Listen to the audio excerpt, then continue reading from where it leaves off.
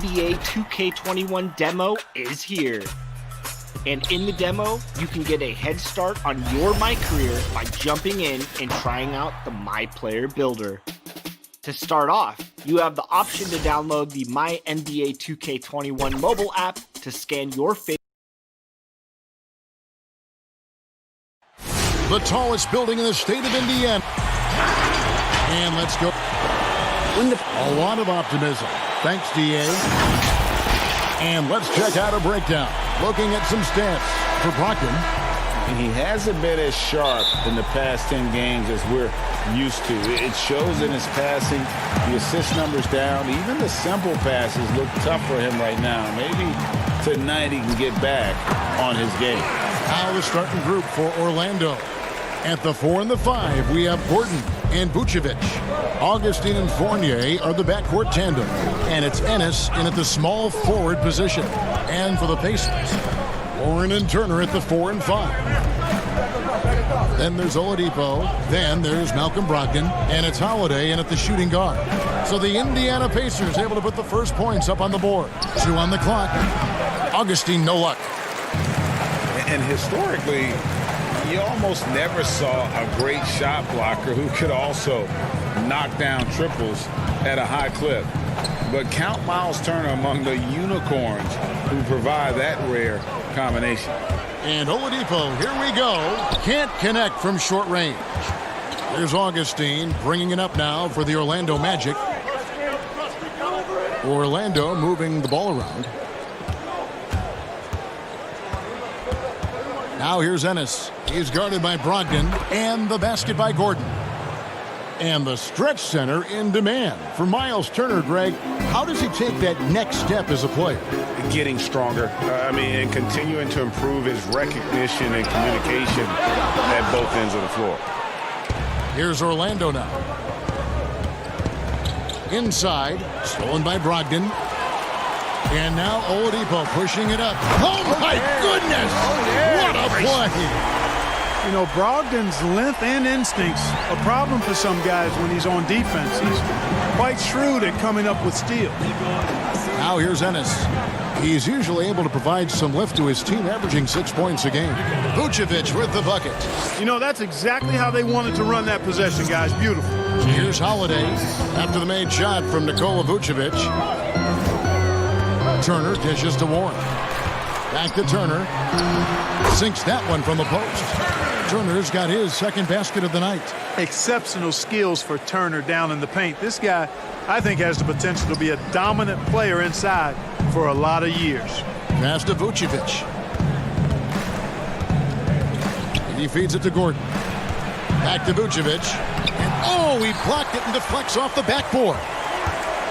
Stolen by Warren. Now the Pacers moving it up. Three-pointer. The shot by Turner, no good. Orlando trailing here. And truly some significant roster changes for the Pacers this past summer. Jeremy Lamb, Malcolm Brogdon, T.J. Warren. They've gotten younger and gotten better as well, if you ask me. Excellent work by the Pacers front office. You cannot let Oladipo get these kinds of opportunities. Easy throwdowns like that help him get into a groove. And he gets the whistle. 2 free throws coming up. The Magic shooting their first shots from the stripe in this game. And their success rate on the season, right around 77%. Guys, their free throw shooting has slipped a bit since last year, but not really to the point where they should be overly concerned about it. So Indiana ends up with a new group on the floor. So Orlando going with an almost entirely new group here. Ken Burge is checked in for Gordon. Ross comes in for Ennis. Markelle Fultz is checked in for Evan Fournier. And Michael Carter-Williams subbed in for Augustine. Taking it to the rack with power. Hammering down the two-hand slam. Really piling on the lead with a dunk like that. Burge the pass to Ross. Sampson pulls it in. And he thought he had a clear path to the hoop, but the defense didn't give up on that play and cut him off. Back to McConnell from deep. Here's Sampson. 6 on the shot clock. Over Ross. Holiday trying to free himself up. And again, it's Indiana. this is as good as it gets for a first quarter in terms of shooting the basketball. Greg, you're exactly right. I mean, everything seems to be dropping. Impressive scoring here. No good from Ross. That's excellent defense right there on the perimeter. There's 45 seconds left to play here in the first. Here's Bitadze. There's the pass to McConnell. Here's the three. Not going to go that time. The Magic go the other way with it. Outplayed in the previous game on their schedule, losing to Chicago. It's not going to go for them. The Magic trail by 7. Vucevic to the pass to Carter Williams. It's good. He makes his first shot of the game. Boy, Vucevic, so solid in all fundamentals of the game and really an outstanding passer for a big guy. Good work there as it goes. Not much resistance from the defense. Easy play that time for him. Here's Birch. Down low. And slam dunk by Vucevic. Boy, I like how Carter Williams spreads the ball around. I mean, he opens up a lot of opportunities for his guys to shoot it. And we reach the end of the first quarter. We got the song. And for those of you just tuning in, the second quarter of action is where we're at right now. And before we move on, what do you guys think about what we've seen so far from the Pacers?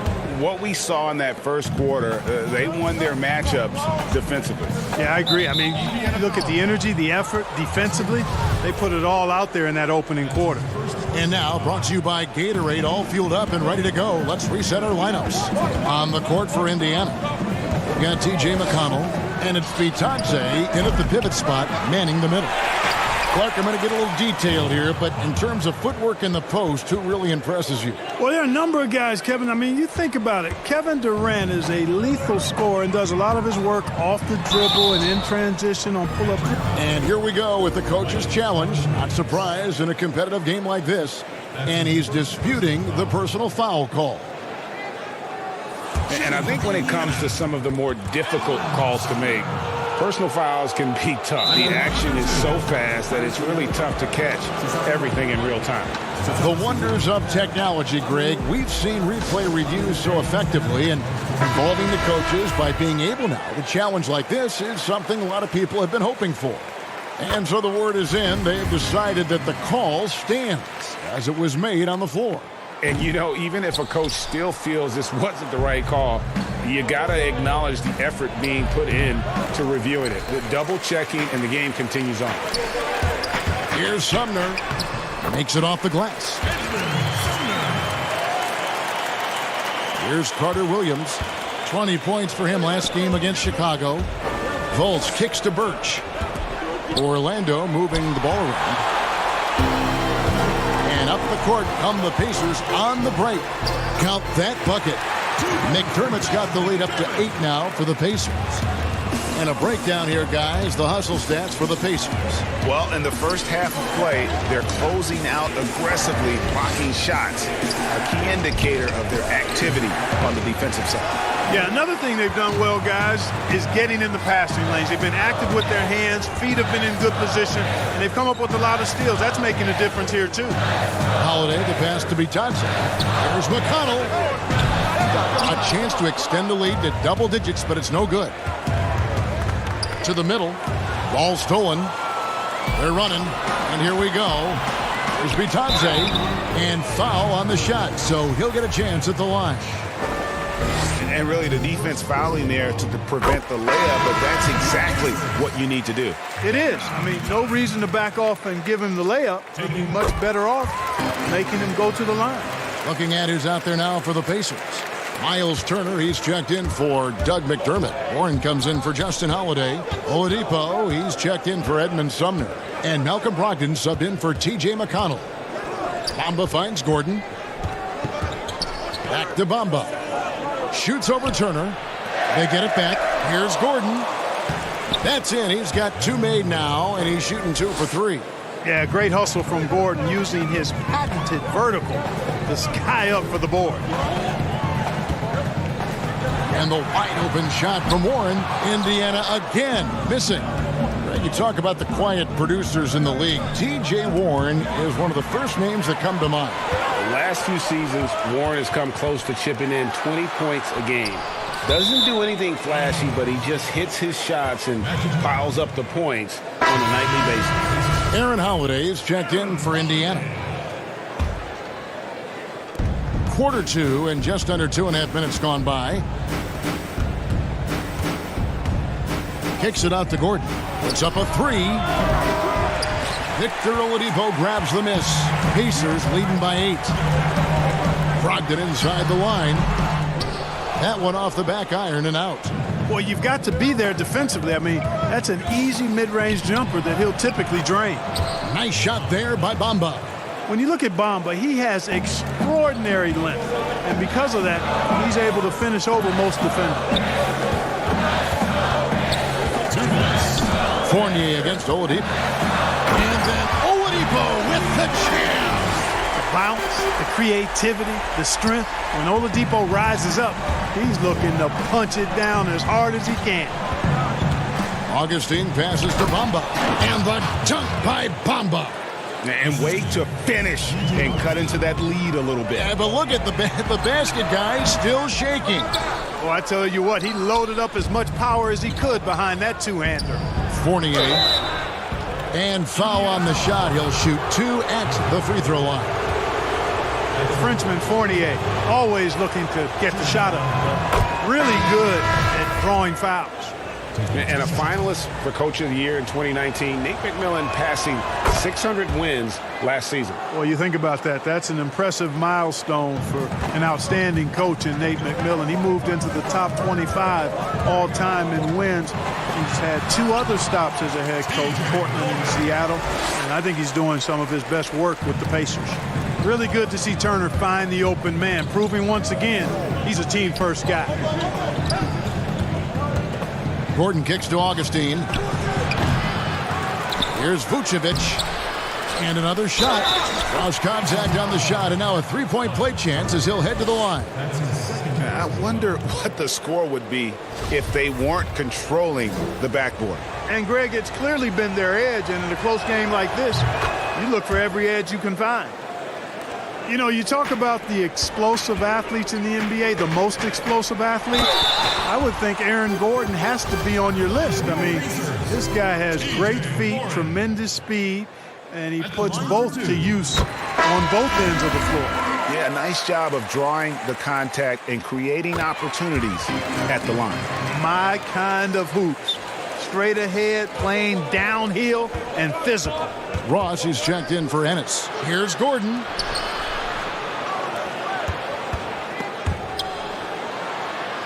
That's good, and it's his 4th basket of the game. He's a strong 4 for 6. And defensively, they are on their heels every time the ball comes inside. Yeah, I think they've got to ramp up the aggressiveness, Greg. I mean, if they don't, things are just going to get worse from here. And here's Fournier. He brings it up for Orlando. They trail by 3. Following this one, they get to host the Hornets. That game will be a quick pit stop before hitting the road again. The inside is where Gordon is really most comfortable and effective. Very few defenders can get to a shot given how high he gets up on it. Turner passes to Holiday.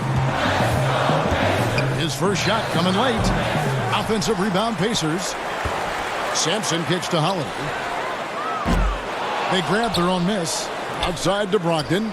No one near Turner as he lets it go. And the Pacers can't get it to go. And that'll do it for the first half. A competitive game so far. Pacers. Thanks so much, David, and we'll step away briefly, but get you right back out here for the start of the third quarter. And now, the 2K Sports Halftime Show. Hello again, folks. Ernie Johnson here with Kenny the Jet Smith and Shaquille O'Neal. Yet for the Pacers, the first quarter was pretty even. They were on a nice little roll in that opening period as they got their lead up as high as 7 points. They were outscored by just a bit in the second quarter. And that should do it.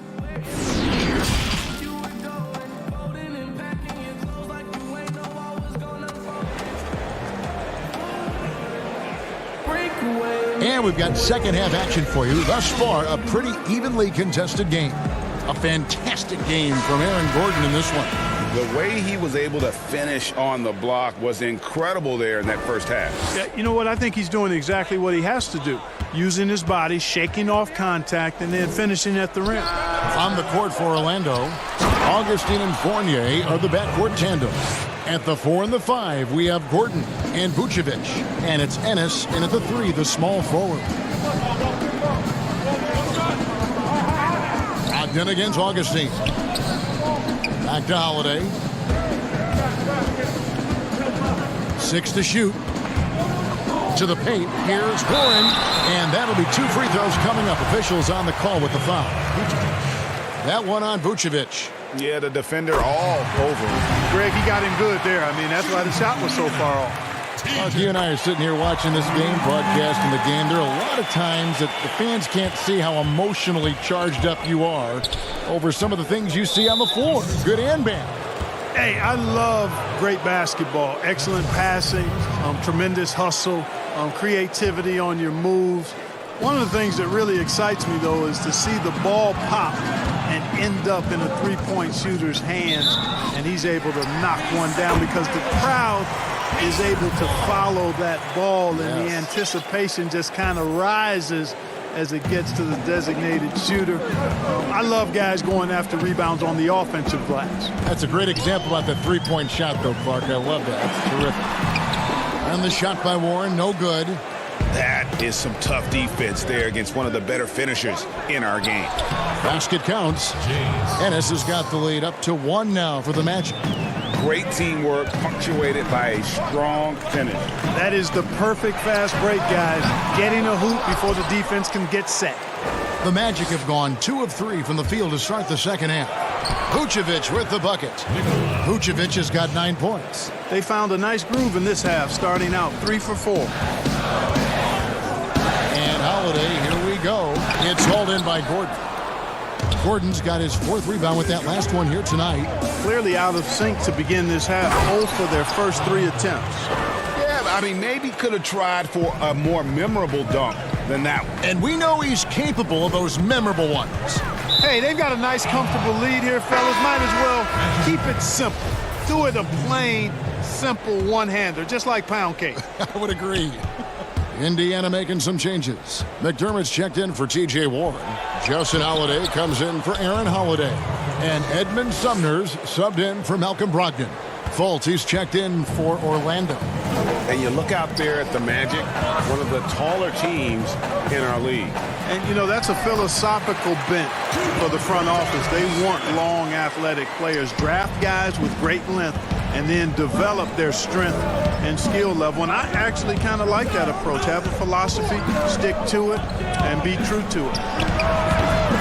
Offensive rebound. Oh, it's so smart and relentless on the offensive glass. Seems to me that Vucevic has that extra sense of tracking down missed shots. Seems to just have a nose for the ball. They didn't have much of a problem getting the ball into the post that time. Oladipo. The putback. I love the determination he showed there, getting himself into good position under the glass. With the presence of mind to know just where the rebound was going to come down. Well timed.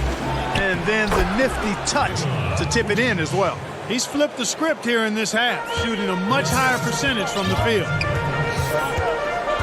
Pass to McDermott. Outside Turner. Fires top of the key. And it's good for 2. 6 points for him. Man, love how Turner reads the defense, sensing and seeing separation as the pass is coming his way. Man, calmly pulling up for the shot. Nice. Fournier dishes to Gordon.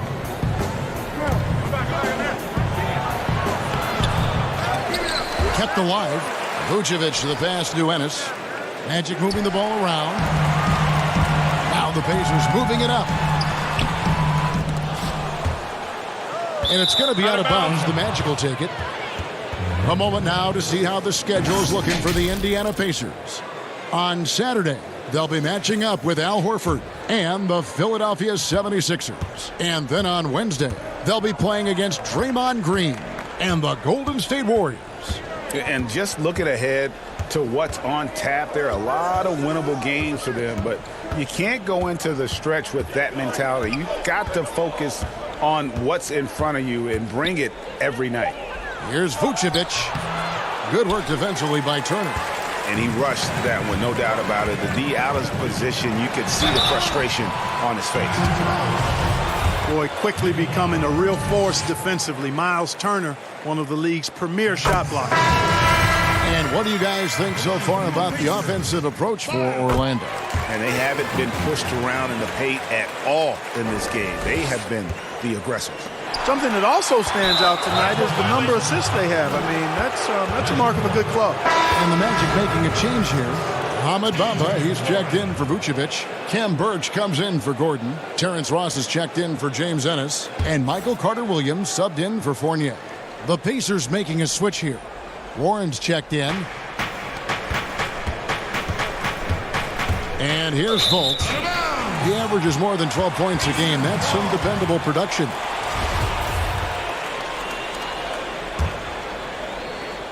And it's Warren with the ball for the Pacers. After this one, they're off to Philadelphia to take on the 76ers. That'll be just one game played away from home for them. 2 for 1, probably the way to go. You can't just heave it, though. I mean, it's got to be a quality shot. Carter-Williams with the bucket. Carter-Williams is a wily, wiry athlete who finishes well through contact. There's little you can do short of fouling him to keep him from making these shots. And he's an automatic finisher when he gets into that area. He is, and he picks the simple one-hand stuff to get the 2 points. Hey, guys, I know I'm stating the obvious here, but those could be an important 2 points considering how close this game is. Birch. Here's Bamba. Tips it up, controls the rebound, and puts it back up and in. Nice tip in there. I mean, he's got like a sixth sense in terms of where the miss is going to go. That is really a talent. Sumner's shot is off. And he did everything he could to make that shot as difficult as possible. And you know what, guys? That will pump him up because he takes a ton of pride in what he does on defense. And at the close of the third quarter, still a close game, and both teams putting up points in a hurry. It's the Magic up. And it's time now to bring you our State Farm assist of the game. And how about the big fella here showing us he's got some point guard skill here with the tremendous setup. Hey, that was a high-level pass no matter what position it came from. But it does make it stand out a little more when it's made by the big fella. And I know I speak for all of us when I say I can't wait to see what kind of finish awaits us here in the fourth quarter. They've got Warren, and it's Holiday in at the 2 guard. So that's the group out there for Indiana.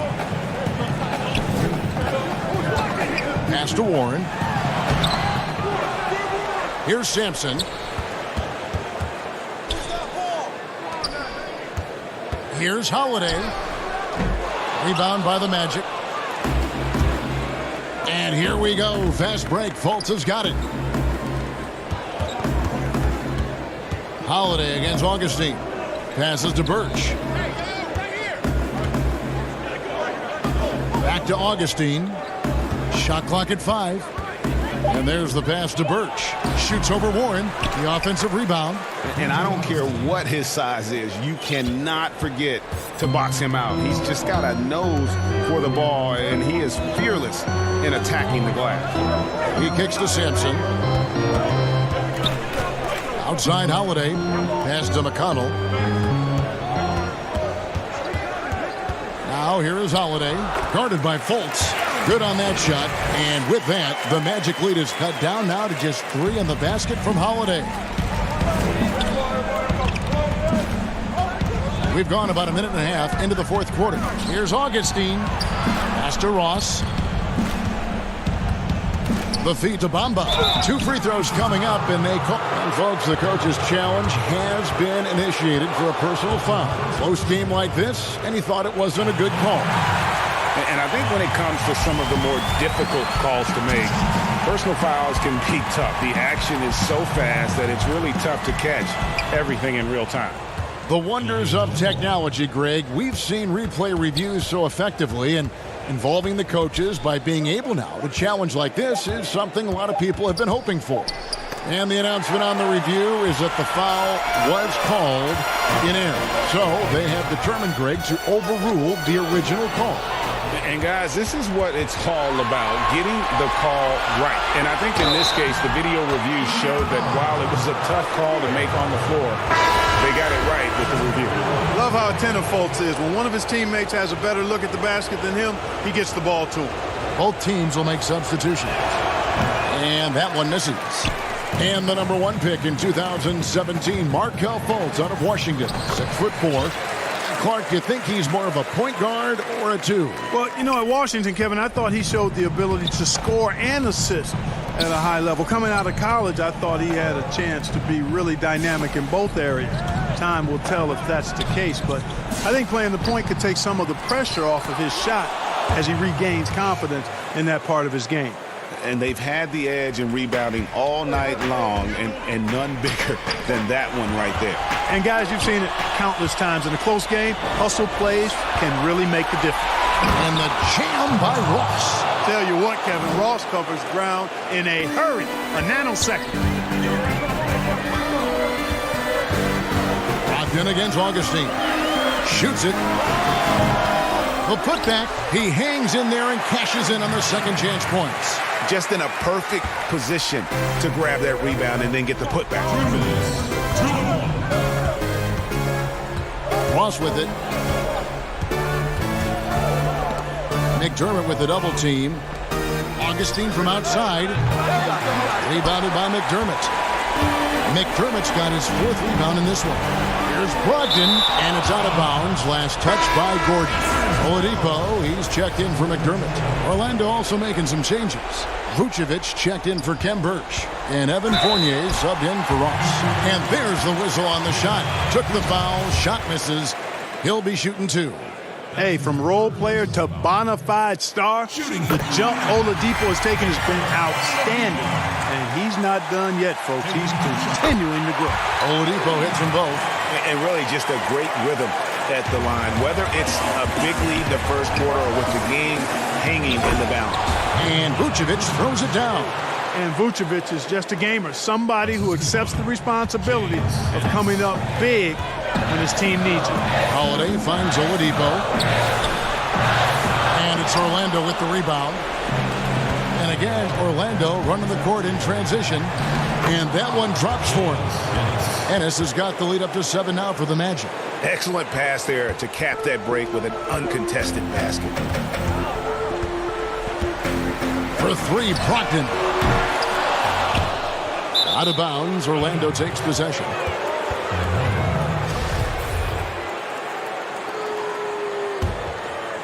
Magic leading by 7. Augustine dishes to Vucevic, and it's sent back by Turner. Man, the defense of Turner is astounding. I mean, he positioned himself well to come up with a lot of blocks. And you want him taking big shots for you in big moments. That one was as easy as it gets. Well, you don't want to give him any open shots at this stage. Never mind a layup. Come on now. My goodness. Not surprised at all. He's shooting it well and scoring points in bunches. Good. Oh, and that cuts the lead to just 5. This is the kind of unselfishness you love seeing from Brogdon, making sure he gets it to the open man. Out of bounds as Orlando keeps possession.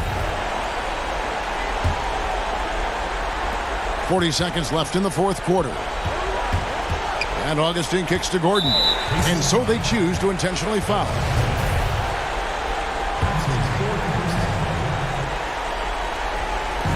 .36 seconds left in the 4th quarter. Passes it to Vucevic. From 10 feet out. And it's Gordon missing. Guys, a critical time for them in this ballgame. You got to play mistake-free. The shot by Brogdon, no good.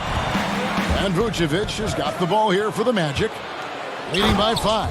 And then Gordon with the dunk. And Gordon's eyebrows go up when he sees an opportunity to drop the hammer. This guy is a phenomenal athlete who throws it down with some major force, proving he has the clutch DNA. Love seeing Turner up his game during these big possessions. Hits, count that one from Ennis. You know, on defense, even on an inbounds play, you can't leave three-point shooters alone on the perimeter. They paid for it there. From deep three-point range. And so it's Orlando winning this one. They came in here and took care of business like they were the home team. And Kevin, how about the mental toughness? All right, David, thank you. Thank you for joining us. That'll do it for now.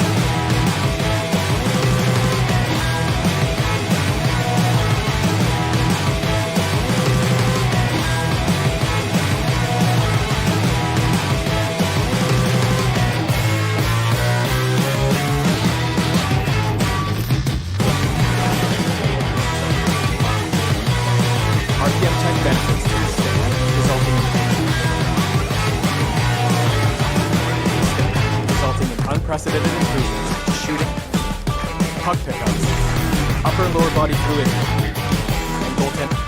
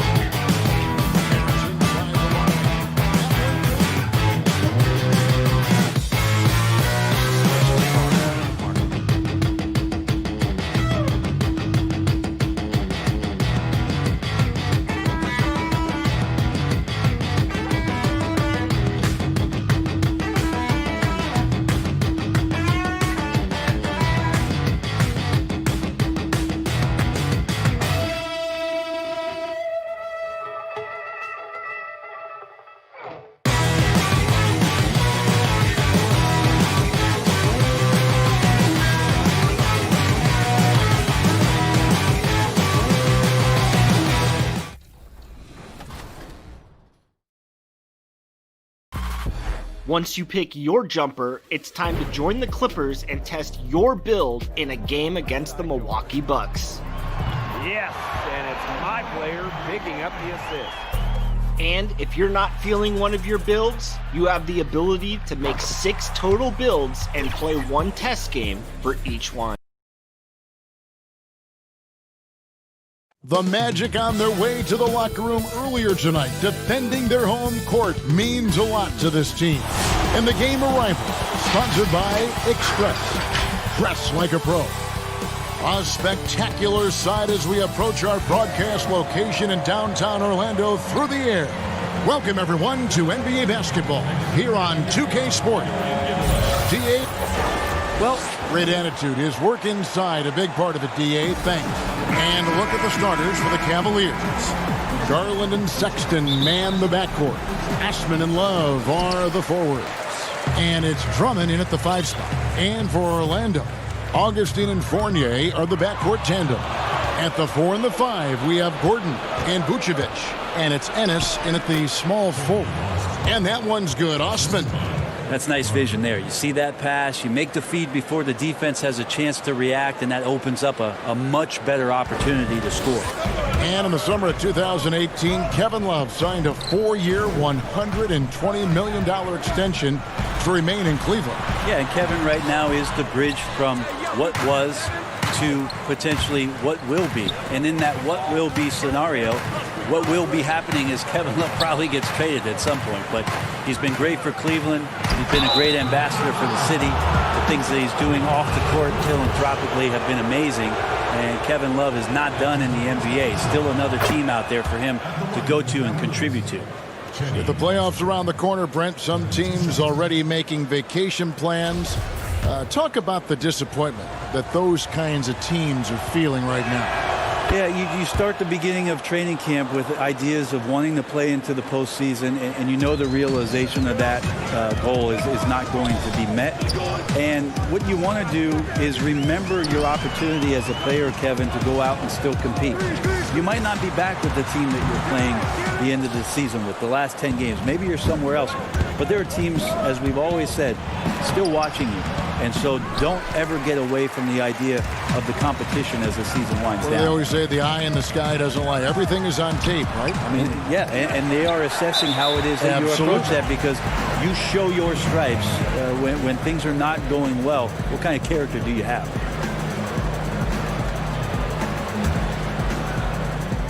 For the Cleveland Cavaliers, their last game a loss to the Bulls in Chicago. First quarter of play with about a minute and a half gone. Here's Sexton. And the 3 off target. Orlando, they've gone 0 of 3 from the field to start the game. Here's Fournier. And that one goes long. Kev, I know it's early, but going 0 for 4 to start a game can make a team get a little bit tight. Now, here's Sexton. Last game, 26 points. Shot clock at 6. Passes it to Drummond. Shoots over Vucevic. And it's Drummond missing. You almost have to assume he's going to knock those down when he is that open. The shot's good from Fournier. This can make it so much easier for your teammate when you throw that lead pass that gets to him right on the money, whether that's on the run or in the shooting pocket. Pass to Sexton. Over to the wing. The wide open look here for Garland. Offensive rebound. Here's Drummond. Goes up again. Love the pass to Drummond. A reverse. And it's Love laying it in. Yeah, how about the positioning there, Kevin? Just waiting on that side of the rim, knowing the ball was going to ricochet right to him. Orlando moving the ball around. Ennis passes to Gordon. Kicks it to Vucevic. Back to Gordon.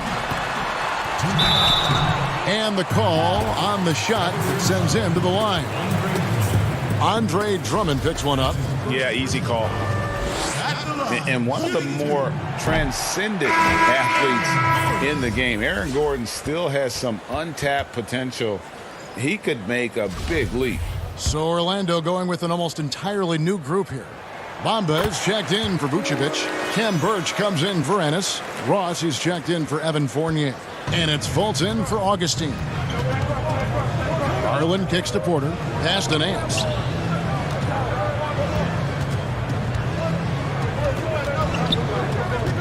Back to Porter.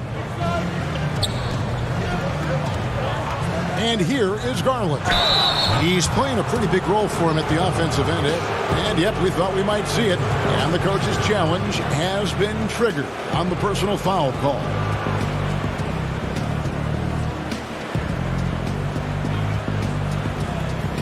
And this is the time now where the officials can review in closer detail what constituted the original personal foul.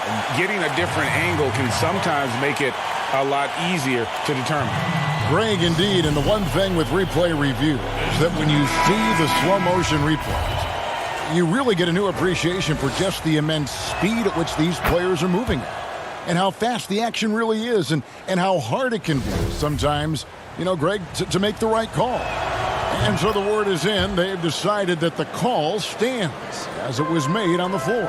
And, you know, even if a coach still feels this wasn't the right call, you got to acknowledge the effort being put in to reviewing it. Double checking, and the game continues on. To the wing right side. Here's Garland. That one's in. His first bucket of the game. He's 1 for 2. Uncovered at the rim, finding cracks in the defense here early on. Just really smart basketball and exploiting whatever holes that he's seeing right now in the defensive squad. Bamba's shot is off. He creates such a great opportunity right at the rim, and he just can't get it to go, even with the defense not really a factor. Near the three-point line, it's Porter. Birch grabs the board. And I'm not sure that is a shot that he should be taking. No, he should know better. He knows that's not his game, which is why we don't see him take that shot often. That is really good work there on the offensive glass. Porter against Ross. Now the pass to Garland. It's stolen by Carter Williams. Here's Fultz. And finished off by Fultz. And Fultz loves pushing the pace. He's downright terrifying in the open floor. Loves jumping all over the defense. Here's Porter. That's tipped. They recover it. We've got a 9-second difference between the shot clock and the game clock. And Cleveland turns it over again. Outplayed in the previous game on their schedule, losing to Chicago. You got to give them an A for effort. Just fell a little bit short in that one. Well, it would have been really nice to get that win on the road, but no team ever happy with a loss. They put up a good fight, and they had nothing to hang their heads on after that one. The Magic have gone 1 for 2 on the night so far from the line. The first one falls.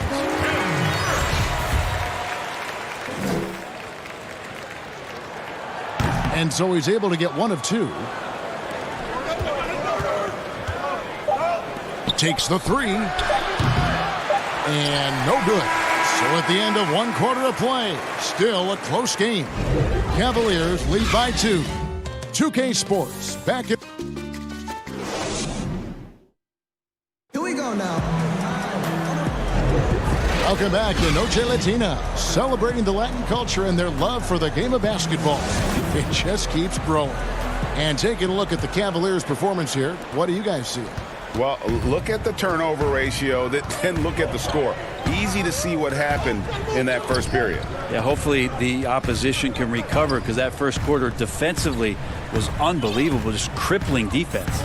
On the floor for Cleveland, getting going here in the second. Nance and Thompson are up front. Then it's Porter. Then there's Garland. And it's Windler in at shooting guard. And so it's Carter Williams. He'll bring up the ball for the Orlando Magic. Trailing by 2. Following this one, they get to host the Hornets. That game will conclude a 3-game homestand. Now, here's Garland. Defense right on him. Fires from deep. Buries it from 3-point range. Garland's got 7 points. He might not have the long-range ability of some other guys, but he will knock down open ones like that. Fultz. Good D by Thompson. Yeah, better than giving up the layup. You want to go in there and use the hard foul. They did it there. That's aggressive attitude defensively.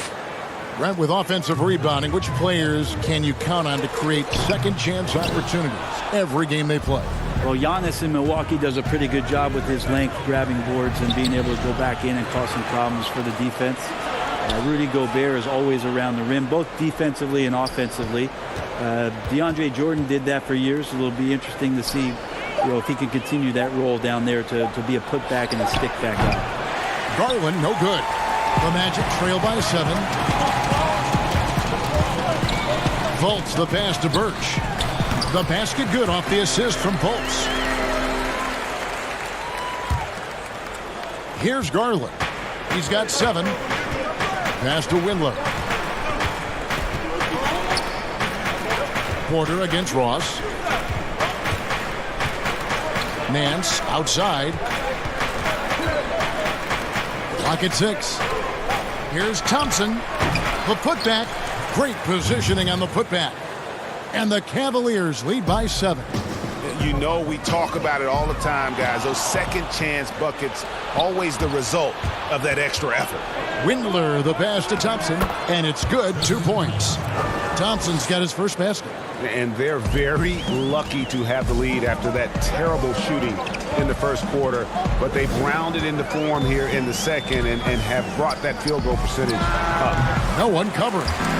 Bamba's got his first points of the night. Yeah, his instincts are on display here. Fultz, a really good passer, excels at setting up teammates for easy looks.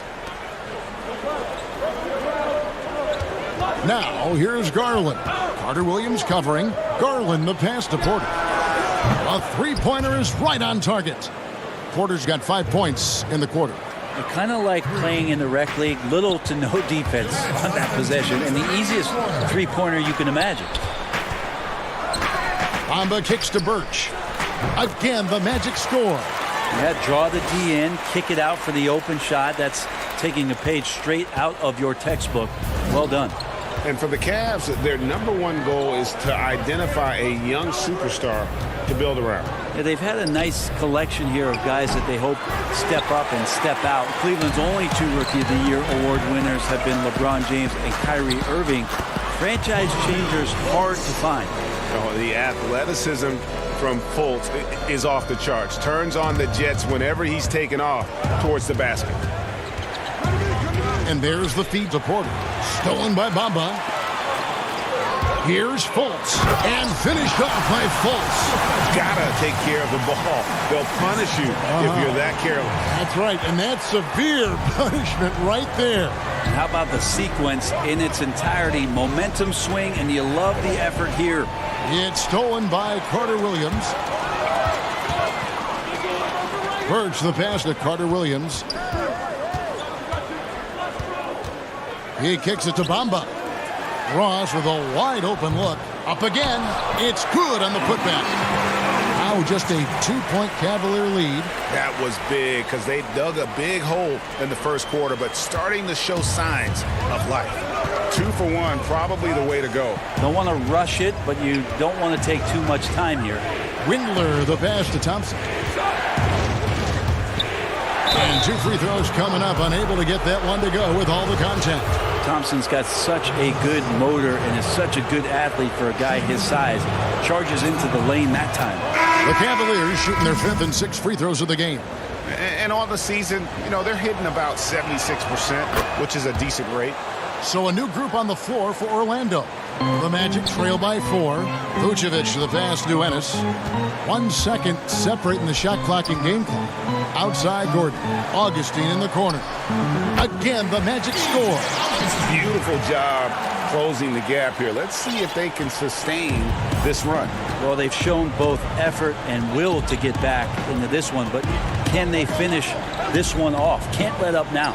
And here's Love from the arc. Here's Drummond, and the quarter ends with some stifling defense right there. And we are not going to halftime just yet. Officials signaling they are going to review the tape. And honestly, guys, in real time, I couldn't really see whether he got it off in time. But with the benefit of replay, it seems pretty clear that the clock expired. And a close game so far through the first 2 quarters as we reach halftime. The 2K Sports Halftime Show. Hey everybody, welcome back from the first quarter for the Cavaliers was fairly even.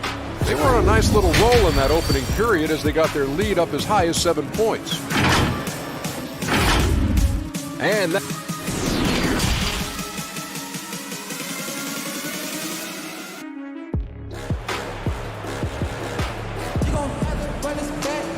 We've got second half action for you, and if the next couple quarters are similar to the first, this one could go down to the last possession.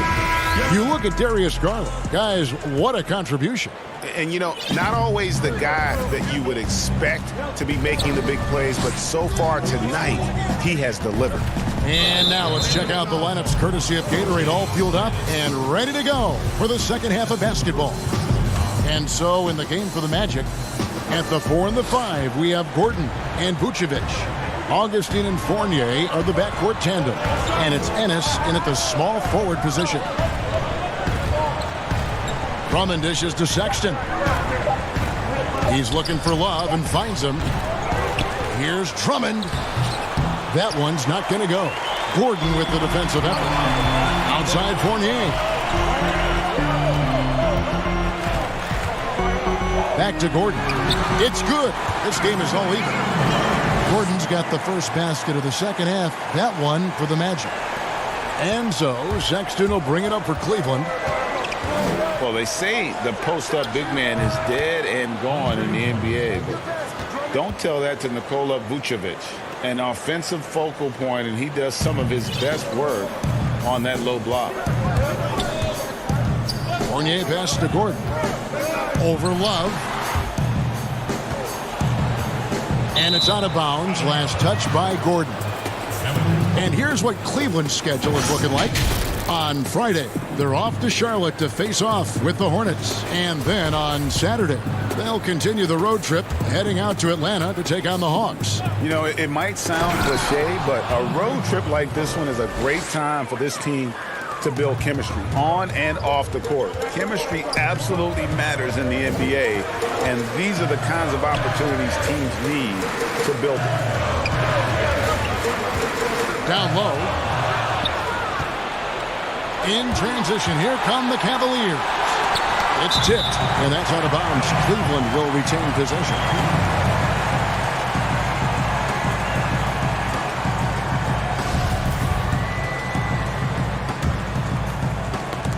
Just over a minute and a half played here in the third. Selected 9th overall in the 2012 draft, Drummond's carved out a nice NBA career for himself. This is his first chance at the line tonight. And the free throw line was a problem spot for him in their last game. Really struggled up there. And you look at the footwork of Vucevic inside, his moves and counter moves. Terrific. Shades of Kevin McHale. And that's something he's continued to develop in the pros. A response to defenders who often surpass him athletically. Teammates right now covering up for the type of off performance he's having. In terms of scoring, this has not been his best night. Augustine dishes to Fournier. And good. Coming in on the assist by DJ Augustine. They're finding lanes to the hoop now with consistency. 5 buckets in a row from the paint. Garland kicks to Sexton. Trains the three-pointer. Sexton's got himself on the board with 3 there. Looking better and better from that range is Colin Sexton. Back to Gordon. And they double up Gordon. Now in his 6th season in the NBA, hard to believe Aaron Gordon is still just 24 years of age. Not much older than some rookies coming in. You wonder what his ceiling will be. This is his 2nd trip to the line in this one. Numbers this year at the line below 70, so when he's getting to the line, not nearly as effective as you'd like. Ross is checked in for James Ennis. And Cleveland with a change here too. Porter's checked in for Garland. The Cavaliers leading by 6. Here's Sexton. Gordon with the defensive effort. And the pressure he put on that shot forced the miscue. Those are all the little things about effort there. He just gets out there and contests, and that's just enough.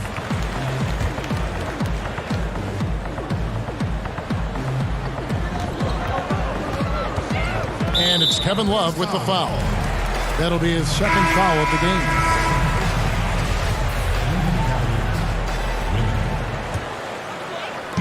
Ross for three. The offensive rebound, and it's put back in by Vucevic. And they're forcing the ball inside, and it's working like a charm. Love outside. Sees the alley-oop, and it's blocked by Gordon. And he's able to get it back. Here's Drummond, and Drummond throws it down. Kevin Love, great recognition as to what was happening there. Saw the floor, saw the teammate, and saw the passing opportunity.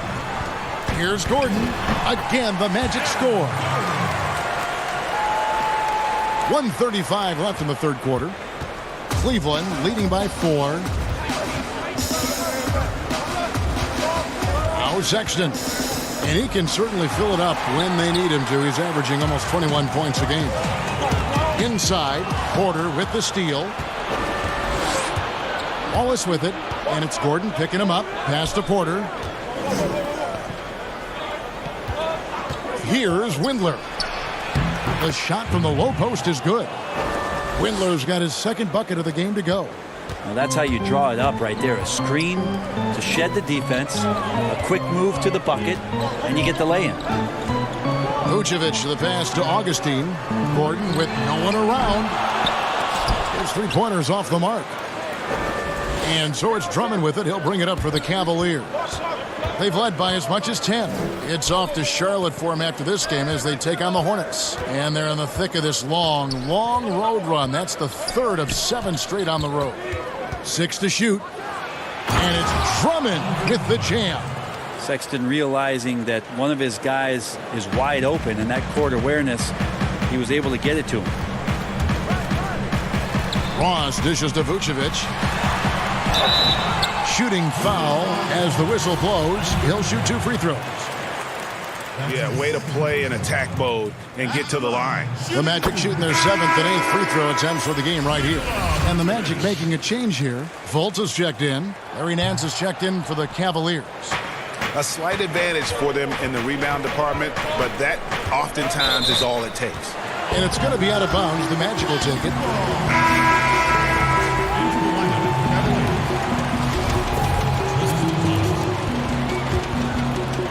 The Magic trail by 7.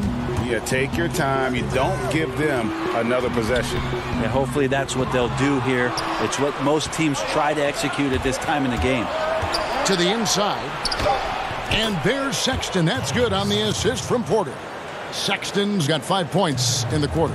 Too easy that time. Sexton sniffing it out and then getting to an area on the floor that made that one easy. And we've reached the end of the third. Cavaliers. And let's take now this moment to bring up our State Farm assist of the game. And the definition of teamwork right there, guys. I mean, what great communication between them, and what a beautiful feed. The coaches talk about it all the time, but to be able to play with that kind of feel, nice play, collaborating, improvising, and organic. And with 3 quarters behind us, let's see what this fourth period holds in store for us. On the court for Cleveland, Nance and Thompson are up front. Sexton is out there with Porter. And it's Windler in at the 3 spot. Free throw no good from Gordon. We've seen this explosion of Canadian players in the NBA. And really, Tristan Thompson led that way. The 4th pick back in 2011. Thompson was, at that point, the highest drafted Canadian in NBA history. Gordon, the pass to Fournier. Pass to Fultz. Down to 5 on the shot clock. Here's Vucevic. That one doesn't go. Good D by Thompson. And Thompson may have led the way for Canadians. But as far as where the league is going, Greg, he's a throwback player. I mean, a rebounder and rim runner. His game is built on toughness and hustle. And they're controlling the boards, Kevin. That's +5 in that category. And that one's good by Porter. Can't talk enough about the subtleties in that setup right there. The assist, really the key to that entire sequence. Gordon inside. He's covered by Thompson. Here's Vucevic. Another miss by Vucevic. This feels like it's snowballed a little bit on them. The more he tries to shoot his way out of this slump, the worse it seems to get. They need him to get it together. Here's Garland. Hits it from three-point range. Garland's got the lead up to 14 now for Cleveland. And Kevin, after being unable to find the net in the first half, they sure seem to be a different team here in the second. Gordon, and then Gordon with the dunk. And no doubt they'd love to see him get a lot more of those opportunities. And that deficit will go away quickly if he does, Greg. On the wing, Porter. Lays it up and banks it in. Porter's got 4 points this quarter. And offensively, they seem to have turned a corner. Gordon, the pass to Vucevic. There's Porter at the three. The basket good off the assist from Sexton. The defensive rules were different when you played, Brent. For example, the elimination of the hand check. Hand checking was huge because great defensive guards like a Derek Harper or a Mookie Blaylock could get their forearm on you and basically move you around rather than you trying to get where you want to go. And the other thing, Kevin, that they did was they didn't allow you to have the time in the free throw line. You have a 2.9 before in the legal defense. It used to be a game really of two stars on one side of the floor operating and the rest of the guys sort of shoveled up in the corner on the other side. All those things have changed with the way the league has gone. For the better. Oh, I think so. You have freedom of movement, fluidity of the athletes. It's definitely a better game in terms of the movement. At this point, I don't know what you can do to slow this team down. Well, nothing that they're doing seems to be making an impact. And there are some nights where you just run out of options, whether it's by personnel or by tactic. Nice shot by Thompson. Thompson shoots such a high percentage on the inside. Most of his shots coming around the rim. Now here's Ennis. Guarded closely. And the turnover again by Orlando. So a new group on the floor for Orlando. A different look now for Cleveland. Here's Dellavedova. Cleveland with the ball. Really controlling it now with an 18-2 run here. We've got 1:28 left to play in the final quarter. Zizic kicks to Exum. Shoots over Carter Williams. Exum's shot is off. The Magic have gone 2 of 7 from the field in what's been a cold start to the fourth quarter for them. And one team is just completely outclassing the other tonight. Spirited performance, and it really ignited what is turning out to be a monster win here for the Cavaliers.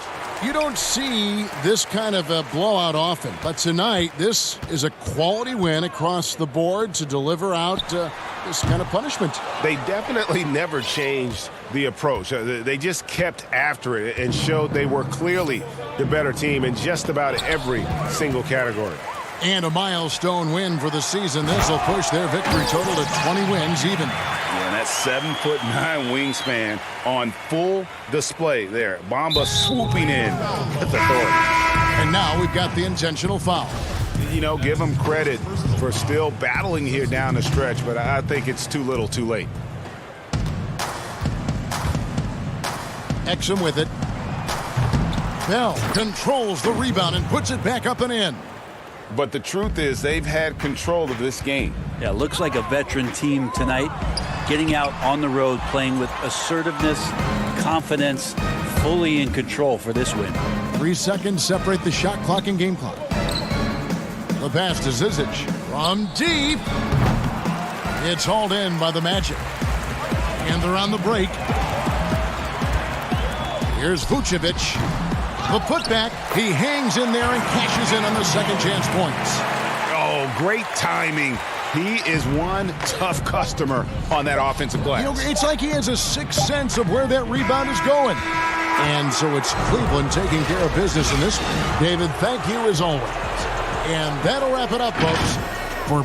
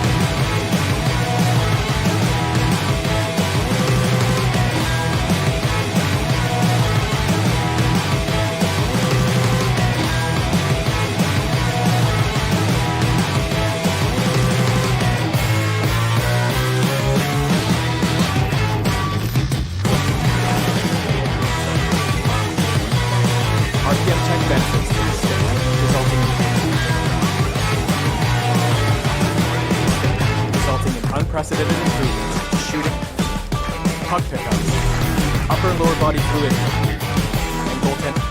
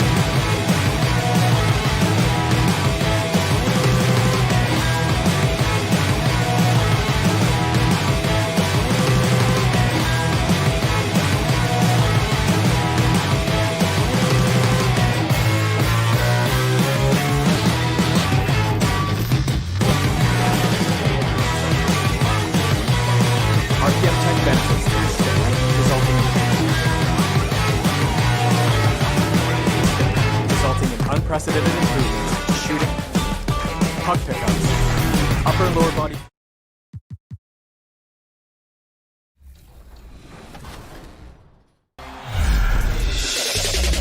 I can't wait to get started in the NBA 2K21 demo, get my Myplayer started, and of course, all-time Lakers versus all-time Celtics. Just out of curiosity, Chris, who has more championship rings? Yeah, I was gonna talk about the Lakers, but then you bring up that argument, and I really don't. If it's the Rock and Roll Hall of Fame. And now a chance to take a look at some numbers for Sexton. And guys, how about the surge of offense he's experiencing right now? These last 5 games, he's been a machine at the offensive end. A different score than he had been earlier in the season. We'll find out if he can keep it going here tonight. Let's check out Indiana's starting lineup. Warren and Turner at the 4 and 5. Then there's Oladipo. Then there's Malcolm Brogdon. And it's Holiday in at the 2. And for the Cavaliers, Garland and Sexton man the backcourt. Ashman and Love are the forwards. And it's Drummond in at the pivot, manning the middle. Pursues the offensive glass with purpose. Drummond knows who he is, and boy, does he attack it. Inching our way toward the end of the season here in the NBA, Doris, and just how much fatigue after all these games and all these months and practices and travel, how much fatigue are these players feeling, you think, right now? Well, I think NBA players like to tell us, come March, come April, everybody has bumps and bruises. No one is 100%. What you're hoping to do as an NBA organization is manage the rest that you can possibly give to your guys down the stretch of the season. Because the healthier you are going into the postseason, the better off you're going to be. Holiday gets the bucket. Just setting the tone with an aggressive move to the rack. And where's the help defensively? To me, Greg, that's a complete lack of communication on that side of the ball. These guys need to be talking to each other. Now, here's Sexton. 26 points for him last game against Chicago. 6 on the shot clock. Takes a 3. That's in for the first basket of the game after 3 attempts. This is a shot Colin Sexton has worked so hard to improve on. Can he be consistent from three-point range? Turner passes to Warren. Now here is Holiday. Defended by Sexton. Great positioning on the putback. Just in a perfect position to grab that rebound and then get the putback. Now Garland. He's playing a pretty big role for him at the offensive end, averaging about 12.5 points a game. Great job of screening there. Nice job to take it to the rim and get the finish. Brogdon outside.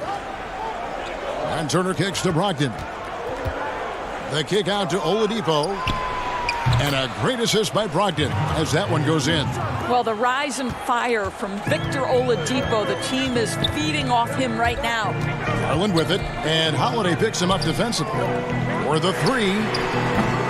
Off the mark, his first miss of the game, 1 for 2. And a player who flew under the radar last year, Malcolm Brogdon. Pacers wanted to add him over the summer.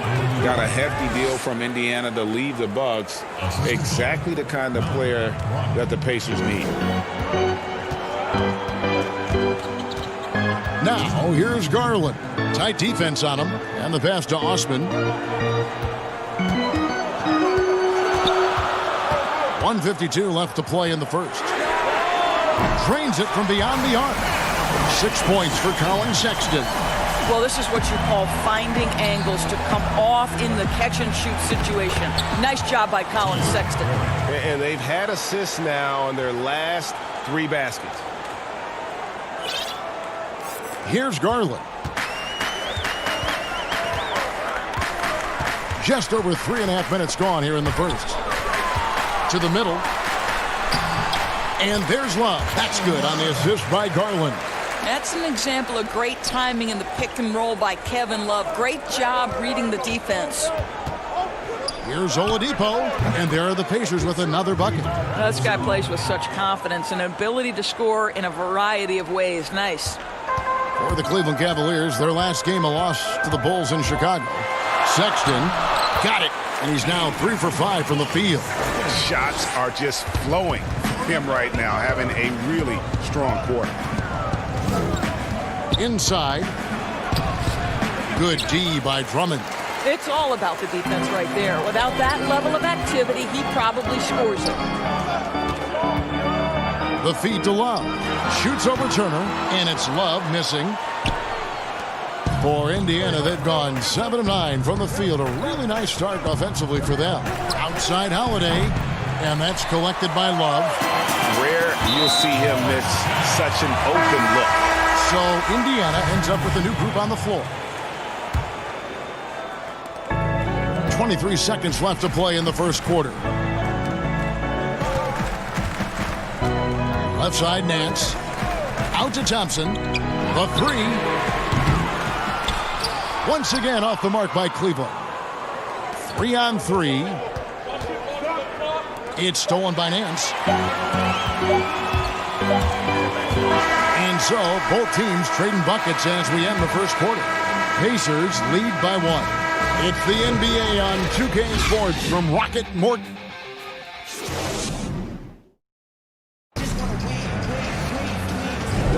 And we hope you're enjoying the game. Both teams tonight keeping things pretty even so far in the scoreboard. And before we move on, what do you guys think about what we've seen so far from the Pacers? Impressive start. They came in with a well-conceived game plan and have executed. What terrific work at the offensive end. They have built some early momentum here.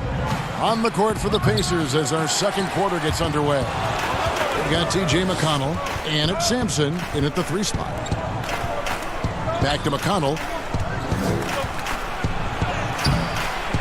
The Cavaliers pull it in. They'll be off to Charlotte for a game against the Hornets. That sets off a 5-game tour for them. Nance dishes to Porter. Passes it to Sexton.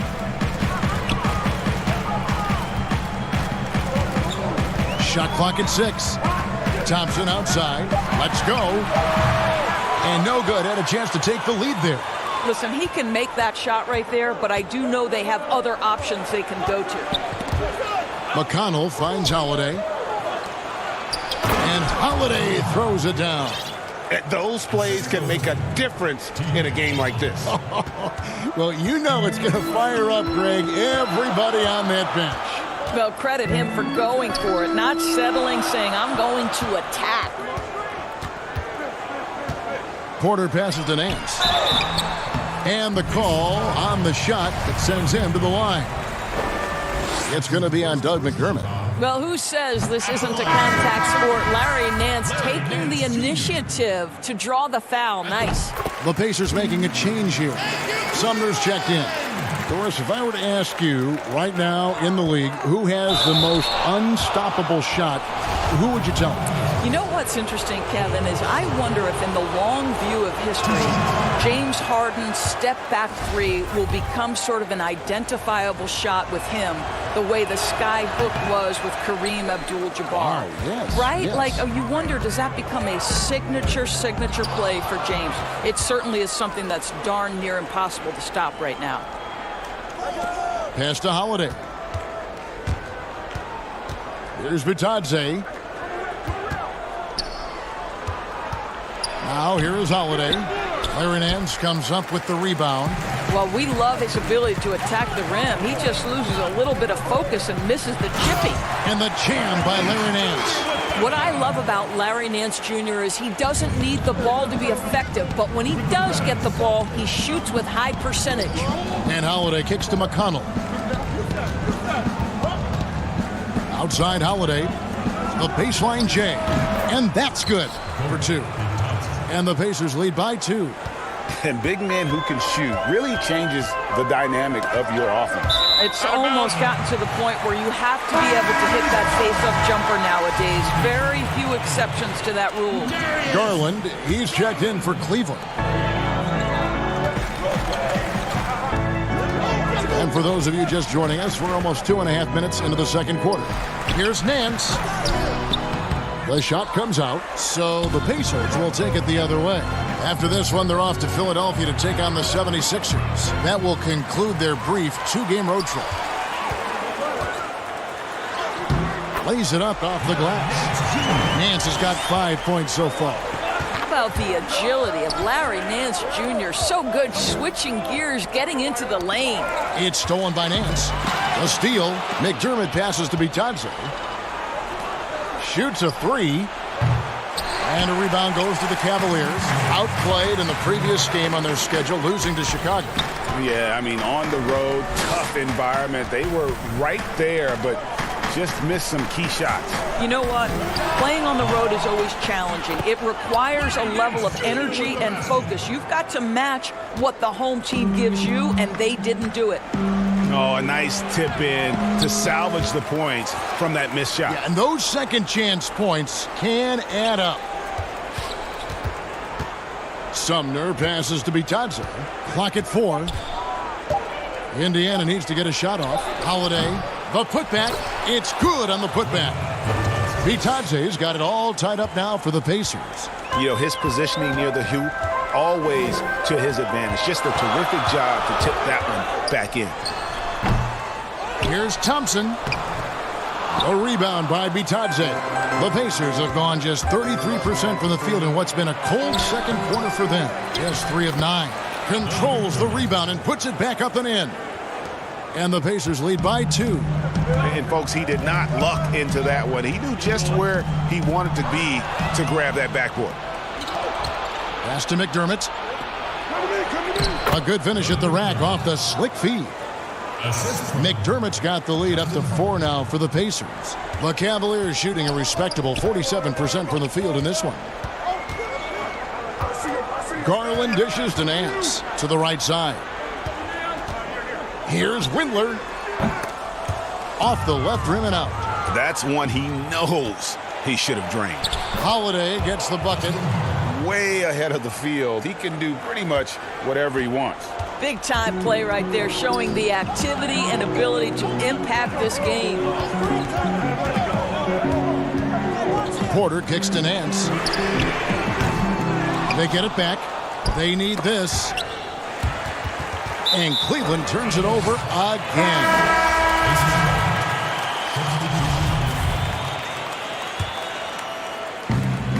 8 seconds left to play here in the second quarter.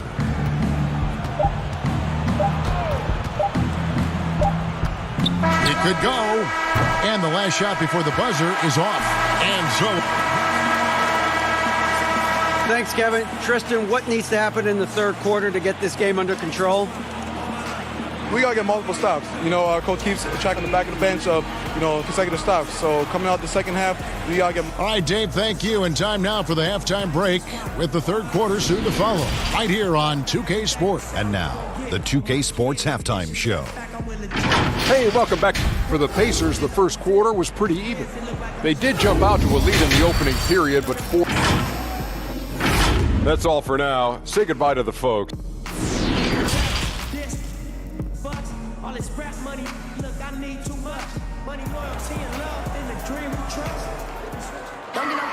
And after a fairly even first couple of quarters, the second half could turn out to be a great one as both teams try to gain an edge. It's been quite a game for Colin Sexton. He's done a fantastic job of finding open space to operate within the first few quarters. One of the things every player is after is efficiency at the offensive end. And boy, this young guy has done just that. Ashman and Love are the forwards. Garland and Sexton man the backcourt. And it's Drummond in at center, locking down the middle. That's the 5 for Cleveland right now. The Cavaliers trail by 8. Miles Turner, the 11th pick in 2015. I think defensively probably the best player out of that class. And if you view it through that prism, you wonder if going back he might have gone top 5. And guys, the D has to show a little more fight on the interior than they did on that trip. Holiday gets the bucket. Terrific play call to give him a clean look at the rim. That's how you want to start the second half. Well, there is nothing better than catching a rhythm as early as possible. And boy, that's a terrific start right there. It's Drummond with the drive. Well, a nice job by Colin Sexton to find the open man. You want to see court awareness from the young gun. Little over a minute gone here in the second half. Feeds to Turner. And stolen by Drummond. Now, here's Garland. He's guarded by Brogdon. Here's Oladipo. Yes, and it's Holiday with the assist that time. Holiday's got 3 assists in the game. The Cavaliers trail by 8. And you know, Doris, there were some medical red flags for Turner that may have caused him to slip a bit in that draft. Yes, but I think he has alleviated any of those concerns. Credit him and the trainers for developing his core and for this young man paying the price in the weight room. He's gotten stronger and stronger. Here's Warren, and they call the foul, so a chance at the line for one more coming up. Man, I need to see some more assertiveness out of these defenders. First trip to the free throw line for him tonight. And high-quality numbers for him all season long. How about 81 from the line? Well, you think back to T.J. Warren and how good he has been for the last few years. And yet last season, he took a huge step forward by adding the three-pointer to his arsenal. And there's the basket. Whistle blows and a chance for a three-point play. Going to the line for one. In such a rhythm right now. Feathery touch. He's lighting them up. And the way Warren improved his three-point shooting last year, Doris, was incredible. No doubt, Kevin. This is a guy who went from below 25% the year before from distance to making over 40% of his range shots. He did all this while coming close to tripling his three-point attempts. What an improvement. Osman kicks to Sexton. Love against Warren. Love, no luck. Indiana leading by 6. Here's Holiday. That falls. Nice feed that time from Turner. Holiday's got 9. You can see Turner evolving as a passer. He wants to set his teammates up. That's a pretty look. Now, here's Garland. Not a lot of room, and he could not get that one to go. A lot of contact, and he'll go to the line for two. Doris, if you had a list of players with all the great talent in this league that's the most difficult to stop one-on-one, who would that be? Well, like in similar situations, I can't give you just one. Some names that come immediately to mind, James Harden, obviously, has been in the MVP race for 5 years running, I think. He's virtually impossible to guard, right? He's got a great system for his individual skills. Kevin Durant can get any shot he wants at any time. And then the virtuoso that is LeBron James, who can pick you apart with shooting, with scoring, with passing. He's really nothing short of remarkable. T.J. McConnell, he's checked in for Indiana. For Indiana, they've gone as spotless. 6 of 6 from the field since taking the court here in the second half. Sampson, the pass to Turner. Over Drummond. Here's McDermott. And he gets the whistle. 2 free throws coming up. A moment now to see how the schedule is looking for the Pacers. On Saturday, they'll be matching up with Al Horford and the Philadelphia 76ers. And then on Wednesday, they'll take on Steph Curry and the Golden State Warriors. And guys, this is the kind of stretch of the schedule that you dream of. Winnable games at home against opponents you know you have a talent advantage over. It would take a lot for this team to not be successful over this stretch. Sumner passes to Holiday. Here's Sumner. Now the pass to Turner.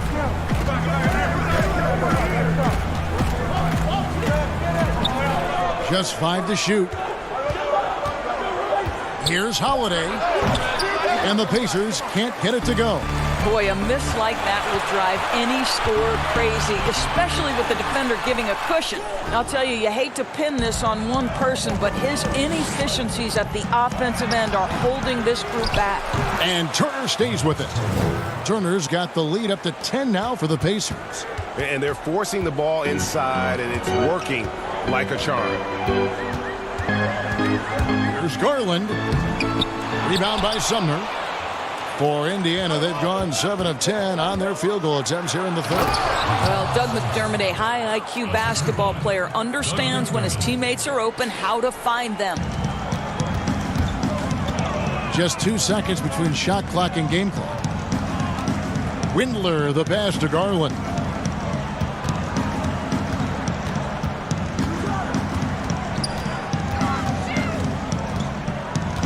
Down low, Turner with the steal. And up the court come the Pacers on the break. Stolen by Garland. And so it's the Indiana Pacers up by a dozen here at the end of the quarter. Their strategy has been clear tonight. Work the ball inside, get shots in the paint, and now they are scoring with ease. And we'll be back with you shortly.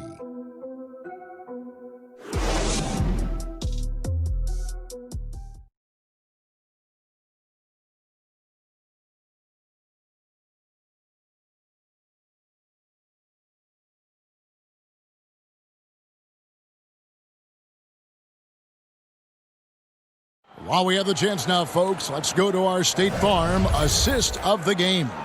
And the definition of teamwork right there, guys. I mean, what great communication between them, and what a beautiful feat. And, Greg, nothing better than chemistry, right? Working together to create a bucket. And 1 quarter to go in a game that, to this point, has not been an evenly fought contest. And so in the game for the Pacers, Ogden and Oladipo, the backcourt duo. Then it's Turner, and it's Sampson in at the small forward. Boy, Oladipo with that burst of speed elevates high off the drive to finish with authority. Thompson left side to the inside. Here's Nance. The rebound by Turner. Turner's got 4 rebounds in this game. And they've only got a slight edge on the boards, but it just feels a lot bigger. Itadze. And so it looks like the Pacers will retain possession here. And some changes here for the Pacers. Warren comes in for Turner. And Aaron Holiday is subbed in for Jakar Sampson. Here's Holiday. The jumper from the free throw line is good. And the Pacers lead by 16. And so Sexton will bring it up for the Cleveland Cavaliers. Passes it to Drummond. Back to Sexton. Now here's Drummond. He's guarded closely. 4 on the clock. It's rebounded by Indiana. Rob. Here we go, one-on-one. Sexton with it. Ogden picks him up. And Sexton slams it in. Anytime you get points in transition, you are thrilled. You can see the speed of Sexton on display. Got a piece of it. It's stolen by Oladipo. And up the court come the Pacers on the break. And the layup is good. In the flick of a switch, going from defense to offense. Well, just terrific anticipation to force the turnover and ignite the break. Porter in the corner. The shot will not fall, so Indiana will take it the other way. Here's Holiday. Oladipo. He hangs in there and cashes in on the second chance points. Now, this is what you'd love to see more of from Victor Oladipo, the athleticism to be a factor on the glass. Out to the right wing. Osman kicks to Drummond. It's good. Now he's shooting 6 for 7. Boy, he's been cooking, but the teammates, he's just not getting a lot of support from them. Pass to Oladipo. It's rebounded by Cleveland. Drummond's got his 4th rebound with that last one here tonight. Pass to Love. Now Drummond. That ball's great assist by Love. 15 points for Drummond. Well, that kind of assist will make you very popular with your teammates. Kevin Love is adept as a big man at putting it on time and on target. Holiday gets the bucket. Big miscommunication on defense. He recognizes it and quickly takes advantage. And that's typical of this guy. He's always reading the situation, reacting quickly, and capitalizing. And there's the call on Malcolm Brogdon. That is his first foul of the game. And Indiana making a change here. Turner's checked in. And there's a minute 45 left in the 4th quarter. Porter passes to Love. Out to the wing. Here's Sexton. No good on the triple. Pacers leading by 16. The 3 from Warren buries the long-range jumper. And this is going to end in a lopsided victory. I love the tenacity and aggressiveness as well as the ability to close. You really got to give it up here for the Pacers. They simply ran him off the court. They set the pace, and their transition game was executed flawlessly. And for the year now, they'll ramp up their win total to an even 40. The one player that really stands out, of course, in this one, it was a dazzling game for Victor Oladipo. You can't look back at too many major moments in this game and not see his imprint put all over it. And it's a completely new group on the floor for the Cavaliers. Turner with the steal. And there's the pass to Leaf. Back to Turner. Indiana moving the ball around. Leaf kicks to Sumner. 5 to shoot. Pass to Leaf. Shoots over Exum. They get it again. Great positioning on the putback. And the Pacers lead by 21. Well, they knew it would be a hostile environment, and they rose to the challenge. And sometimes, Greg, when everyone's rooting against you, it seems to bring the unit closer together. It certainly did tonight. And Sumner gets it to go. Making every effort to put this game on ice. Well, just terrific teamwork, GA. Each guy doing his part. You love what you're seeing from them tonight. 3 seconds separate the shot clock and game clock. A putback. It's hauled in by Leaf.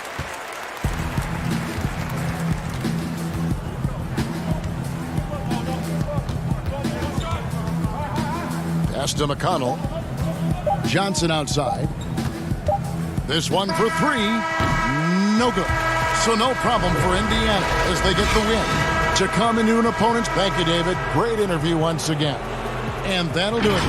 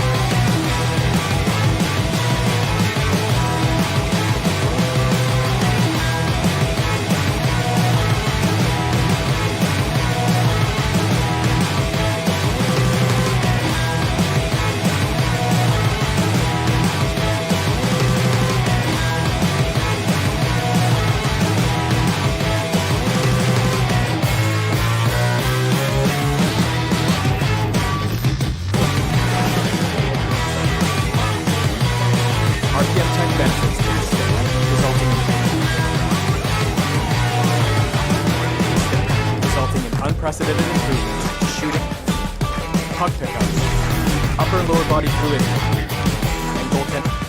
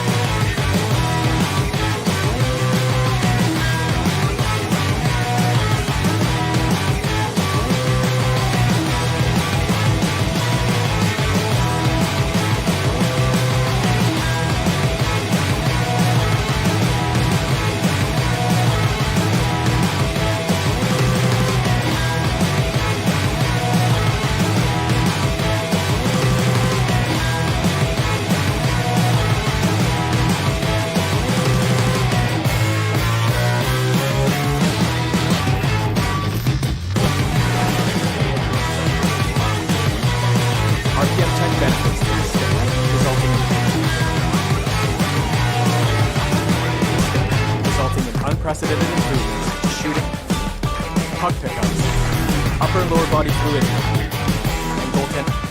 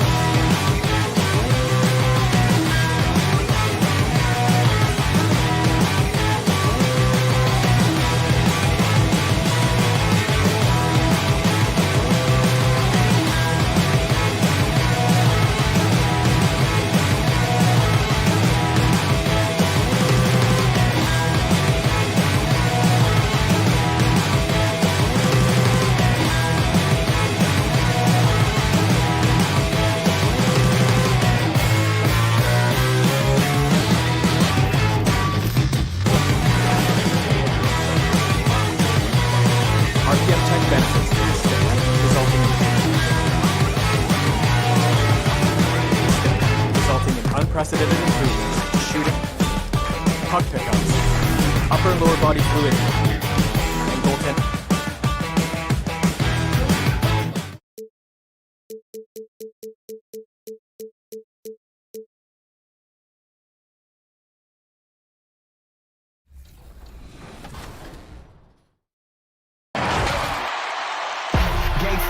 Hang time, Ruben the plug in the power, ayy. Came with a charge in my alley, ooh. Charge to the game like it's credit, your team crowd need to edit, yeah. I see face and credit, hold up, ooh, that's good. Need a minute, need a play to revive, let's get a shot pressing. They say what I say, they got like 20 moves and like 100 problems. I'm James. And getting mentally prepared to compete. You see the focus. And before, well, tremendous athleticism. Thanks, D.A. Let's check out Indiana's starting lineup. Oren and Turner at the 4 and 5. Then there's Victor Oladipo. Then there's Malcolm Brogdon. And it's Holiday in at the shooting guard position. And for the Magic, at the 4 and the 5, we have Gordon and Vucevic. Augustine and Fournier are the backcourt tandem. And it's Ennis in at the 3 slot. And he gets it back. And the shot by Warren, no good. Here's Augustine bringing it up now for the Magic. To the paint, knocked away. Indiana turns it over, will go the other way.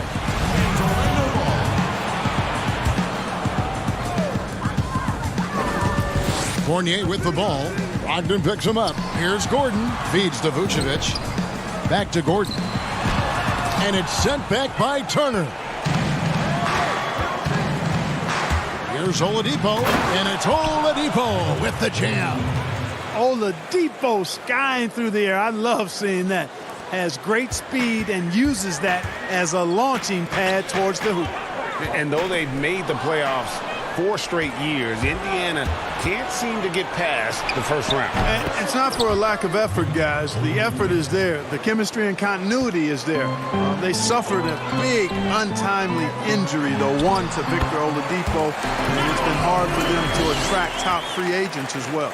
Comfortable operating near the basket. Vucevic has size plus touch. That's a nice recipe for scoring in multiple ways. Turner, and a great assist by Brogdon as that one goes in. And once he got to the 10, I think he was surprised to find himself that wide open. Well, this early, they should be showing a lot more energy on defense. It's not there. Now, here's Fournier. Scoring-wise, he's definitely making his mark. Right now, he's averaging about 19 points a game. Clock at 6. And Augustine kicks to Ennis. The Magic need to get a shot off here. Plenty of daylight on that shot. Well, I like the confidence here. Gordon is excellent at realizing when he has room to shoot, even before he has the ball. That's what we call seeing a play ahead. And Nikola Vucevic is going to pick up the foul. That's his first foul. Oladipo, left side. Up again. And I like that defense from Gordon. He's a guy that makes you uncomfortable if he's guarding. Fournier pass to Ennis. And Ennis slams it in. Outstanding distribution there. I mean, what impressive passing ability. Inside, here's Brogdon. And foul on the shot, so he'll get a chance at the line. And this late in the season, Clark, for non-playoff contending teams, really there's nothing to lose. The pressure is gone. You can let it rip, can't you? Yeah, there's a freedom that you can play with when you don't have the pressure or the expectation of being a playoff team. And sometimes that allows you to play your best basketball because there is nothing to lose. And Orlando making a change here. Ross is checked in. Here in the first, just under 2.5 minutes played so far. And Augustine kicks to Ross. No luck that time in the shot that would have put them on top. Here's Brogdon. Oh, what a dunk! Boy, that's outstanding court awareness from Oladipo. Head up and found the open man. Right side, Gordon. Back to Vucevic. To the inside. And foul on the shot. He'll shoot 2 at the free throw line. T.J. Warren picks one up. And you remember when Aaron Gordon came into the league, Clark, some questioned whether he had the size to play the power forward position. Not anymore. Yeah, you take a look at what's important at that position. It's about mobility, versatility, and skill set, and he certainly fits the bill nicely there. He can defend the 3 or even some 4 positions and brings a lot of energy at both ends. Catching up on the changes for Orlando. Ahmed Bamba, he's checked in for Vucevic. Ken Birch comes in for Evan Fournier. And it's Fulton for Augustine. Yeah, another nice bucket down low. They've really been able to work the ball into the post effectively here so far. 1:36 left in the first quarter of the game. Nice shot by McDermott. And an important part of every team's game, a look at the hustle stats for the Pacers. Well, I think the defensive aggressiveness on display here has caught them off guard, playing airtight defense and coming up with the steal. And also, how about the fact defensively, they're getting that backboard and getting out in transition, especially in this first half. And the shot goes in from Fultz.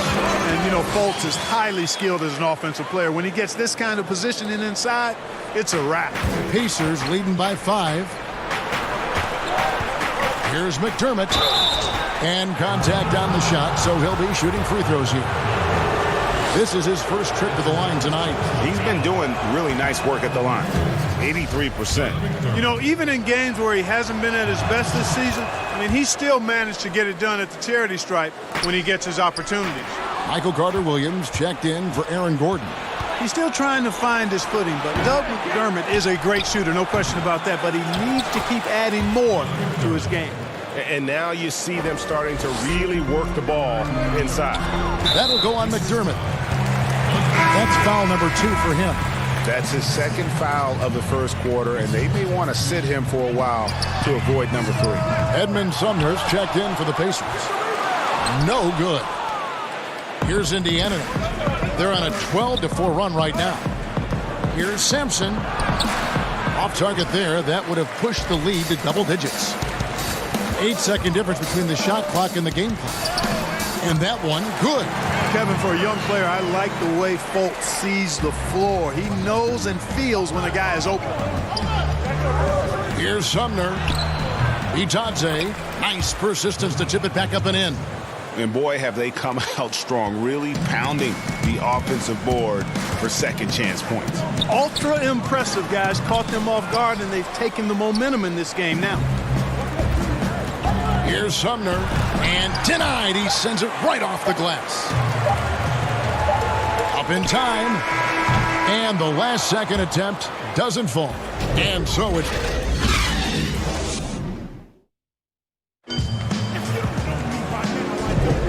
We welcome you back to Noche Latina. Becoming an annual tradition is always here on 2K Sports, and always exciting. Let's quickly break down the game we've seen from the Pacers so far, guys. Well, you can see these guys are unafraid to take chances defensively. Well, you know, the defense, guys, is just disruptive, active, and energetic, and you can't afford to be loose with the ball against these guys. On the court right now for the Pacers, we've got T.J. McConnell, and it's Sumner in at the 2. Bamba's shot is off. Sumner passes to McConnell. The wide open look here for Holiday. Drills the three-pointer. Holiday's got the lead up to 11 now for the Pacers. Gets the shot he wants. The defense wasn't quite connected enough. They lost contact. Ross kicks to Bamba. And off the left side of the rim, and it swirls in for him. Bamba's got his first points of the game. Pass to Sumner. Buries it down low. When you allow good scorers to get uncontested shots at the rim, no wonder you're losing. You know, he should be getting extra attention from the defense, not less. For 3, Ross. The Pacers pull it in. They couldn't put the pieces together, losing that last matchup with Boston. Actually, I thought they might be able to sustain that momentum that they picked up in the fourth quarter, but was not meant to be. And you're asking for more trouble than you can handle if you're going to let him just roam free from beyond the arc. Second quarter of basketball, just over a minute and a half played so far. Fultz dishes to Bamba. 5 on the clock. Banked in off the glass. Bamba's got 4 points now in the quarter. Well, he's a very effective scorer from there. Bamba's excellent at using his size to his advantage. Wow, and that sort of showmanship is just deflating right now to a team trying to get back into a game like this. Ouch, Greg, that is definitely an emphasis jam. A big apostrophe or exclamation point, maybe even a question mark. And guys, I know there are a lot of questions right now defensively for this team. There's no doubt about that. Sumner's shot is off. Just not there from a rhythm standpoint right now. It's really eluding him. The pass to McConnell. Over Carter Williams. And he overshot that one, missing. Not sure what the D was doing there. Clearly a breakdown. You can ill afford to give a guy like him that good a look. When it comes to driving the ball inside, Ross is awesome. Remarkably quick and athletic. Knifes his way to the rim with ease. Well, you talk about physical gifts for the game. Mo Bamba, a 7-footer with the longest wingspan, 7'9.5", and that gives him a huge sphere of influence. So a new group on the floor for Orlando. Indiana making some changes. And Vucevic kicks to Gordon. It's good for his second make. He's made 2 of 3 so far. Boy, I like seeing Gordon work on that jump shot of his. He's going to need to knock it down consistently at his position to be one of the best in the league. You look at Bamba able to touch the rim while still on the ground. And he gets off the ground pretty well, too. A good athlete, still getting stronger and developing his feel for the game. But he has something you just can't teach. Man, he's got such a great touch and feel around the basket. He made that reverse look easy. And stolen by Fournier. To the middle, here's Augustine. And with that one, the lead is trimmed to single digits. Well, I tell you what, for Augustine being as small as he is, he's crafty and he's stronger than he looks, which allows him to finish through tough defense. Now here is Holiday. Still getting warmed up offensively. No scoring yet from him. And the call will be against Fournier. That's his first foul. We've got 1:08 left in the first half of basketball. McDermott for 3. That shot no good. The Magic go the other way with it. Following this one, they get to host the Hornets. That'll be the last of 3 straight at home for the team. Victor Oladipo grabs the miss. Here's Warren. Holiday trying to free himself up. And the shot by Warren, no good. Gordon finds Vucevic. And here's Augustine. Pass to Gordon. Shoots over Turner. And it's Gordon missing. Pacers leading by 8. Warren with the ball. Defended now by Fournier. The shot by Holiday, no good. And one thing I liked in the first quarter was their aggressiveness to draw the contact, putting the defense on the defensive. Yeah, exactly. And I think they need to continue to press that advantage. They've got to get back to that. Don't go away from that. It's been working so well for them. Stay with it. And the coach's challenge has been triggered here. Coach wants a review of the out-of-bounds violation. And this is the exact type of play that I think is perfect for a review. Coach's challenge or not. I mean, you seldom get into a situation where it's hard to definitively determine the out-of-bounds call. And depending on what point in the game it is, boy, it can have, Greg, a huge impact on the game. So many games coming down to just one possession. Each possession so critical. So we just got word from the NBA Replay Center via the official courtside administrator. And the original call will stand for the out-of-bounds violation. You know, and some people might argue, hey, we're stopping the game, but this uses up a timeout. So that's technically already a break that could happen regardless of the call. And so it's the Indiana Pacers in the driver's seat, up 8 points at the end of the quarter. It's the 2K Sports Halftime Show. Hello. So it's Indiana who's out on top at the half. They have an 8-point lead.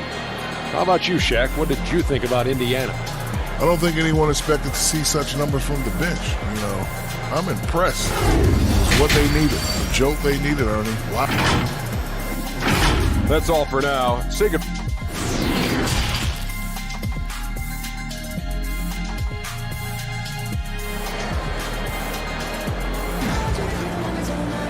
And we've got third quarter of basketball for you. 2 quarters in the books.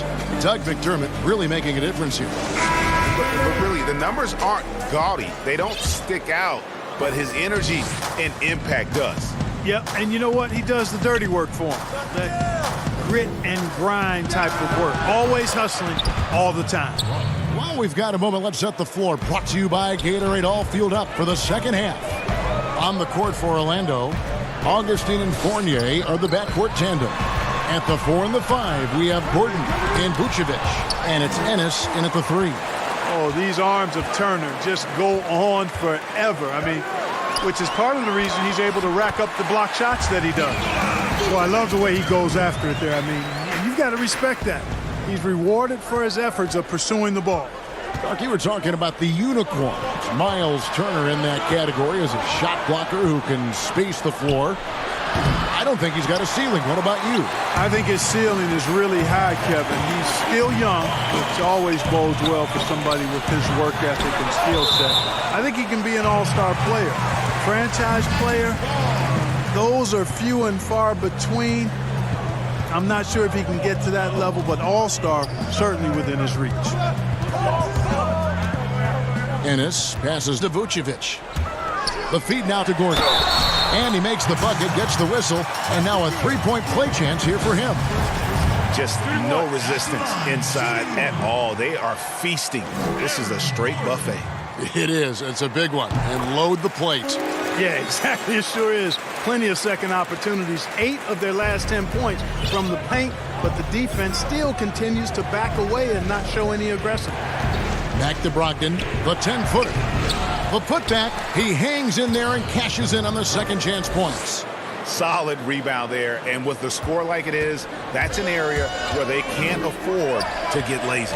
Yeah, another column in the stat sheet that hasn't gone in their favor. To climb back, they've got to put forth more effort. And the basket by Gordon. Yeah, the clever Frenchman, Fournier, solid at recognizing when the defense isn't covering one of his teammates. And so Holiday will bring it up for the Indiana Pacers. Here's Warren. Nice pass. Led him to the rack perfectly for the layup. Warren's got his first points in this one. On the wing, Holiday. Right side, Warren. Yes, and it's Holiday with the assist that time. And now it's a 10-point Pacer lead. Stolen by Warren. The tray. Orlando grabs the miss. Outside Fournier. He kicks it to Augustine. Back to Fournier. 6 to shoot. Vucevic the pass to Gordon. It's hauled in by Warren. Gordon dishes to Vucevic. They shoot again, and he sinks the layup. Vucevic has got 6. Establishes position with a strong base. You got to box out Vucevic better than that. Warren on the wing. Holiday looking over the floor. Top of the key. And it's wide right. It's off the rim. The Magic trail by 8. And you talk about the best defensive head coaches in the league.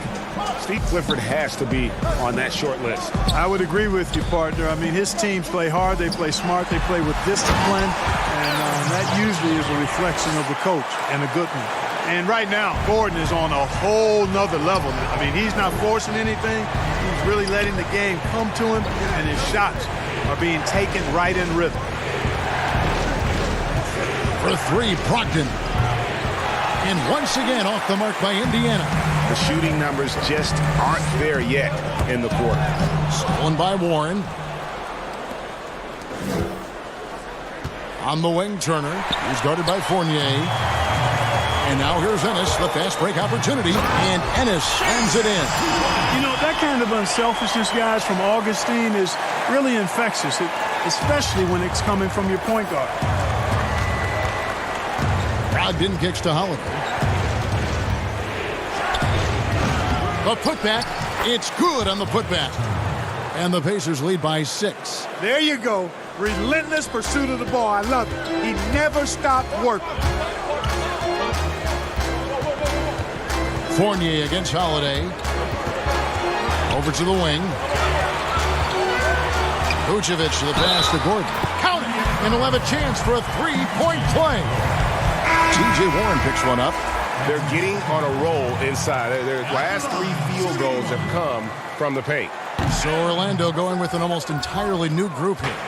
Mohamed Bamba, he's checked in for Vucevic. Terrence Ross comes in for James Ennis. Fultz, he's checked in for Fournier. And Michael Carter-Williams subbed in for Augustine. And you gotta love the big bucket in the paint in this sort of a grind-it-out game. Ross on the wing, guarded by Holiday. Carter-Williams kicks to Bamba. Once again off the mark, Orlando. Here's Bitadze. A three-pointer, no good. Gets it off. No good on that one. And so it's Indiana with their lead standing at 6 points here at the end of the quarter. They've had active hands and, of course, a lot of turnovers in this one. And don't go away. And let's listen in on what Nate McMillan had to say to his team. Defensively, we got to keep these guys in front of us. Shooting, contested, 2. Well, this has been a great contest so far, and I imagine the fourth quarter could have even more action in store for us. On the court right now for the Pacers, they've got McDermott, Malcolm Brogdon out there with Miles Turner, and it's Bitadze in at the four-man position. Here's Fournier, and he drops in the layup off the glass. And they're beginning to just flat-out fall apart defensively right now, especially on the interior. Yeah, and that's 4 straight field goals now, Greg, they've allowed from point-blank range. Can't happen. Fade away. Rebound by the Magic. Vucevic has got rebound number 8 now on the night. And, you know, even though they're on top, they're winning. I mean, they could use more from him. Trying to shut the door on this one. You know, it's clear that Gordon is one of the best dunkers in the game. Always looking to bring the thunder. And to look at how the offensive approach has been going here so far for Indiana. Guys, the passing we've seen from them has been tremendous. Very unselfish. Yeah, but I also like the balance because they're doing a great job of getting inside and converting around the rim. I really like their aggressiveness. Passes it to Brogdon. Fader on the way. It's rebounded by Fultz. Fultz has got 4 rebounds in this game. And it's Gordon finishing it off. And that's Gordon's game now. You can't give him room to hit the launch pad because if he does, he's throwing it down every time. Brogdon finds McDermott. And a great assist by Brogdon as that one goes in. Brogdon's got 3 assists now in this one. Here's Fultz. Gordon inside. He's guarded by Brogdon. And it's Gordon missing. Yeah, he just flat out tricked that one, missed it, and has no one to blame but himself. McDermott passes to Turner. Brogdon inside the line. Fournier pulls it down. Fournier's got 4 rebounds now tonight. And it's Vucevic missing. I mean, that can happen to anyone, but it's ugly every time it does. Yeah, it is unfortunate, embarrassing. He just lost his concentration for a split second. That's all it took. Magic moving the ball around. And then Gordon with the dunk. And not the prototype power forward, but he has tremendous athletic ability.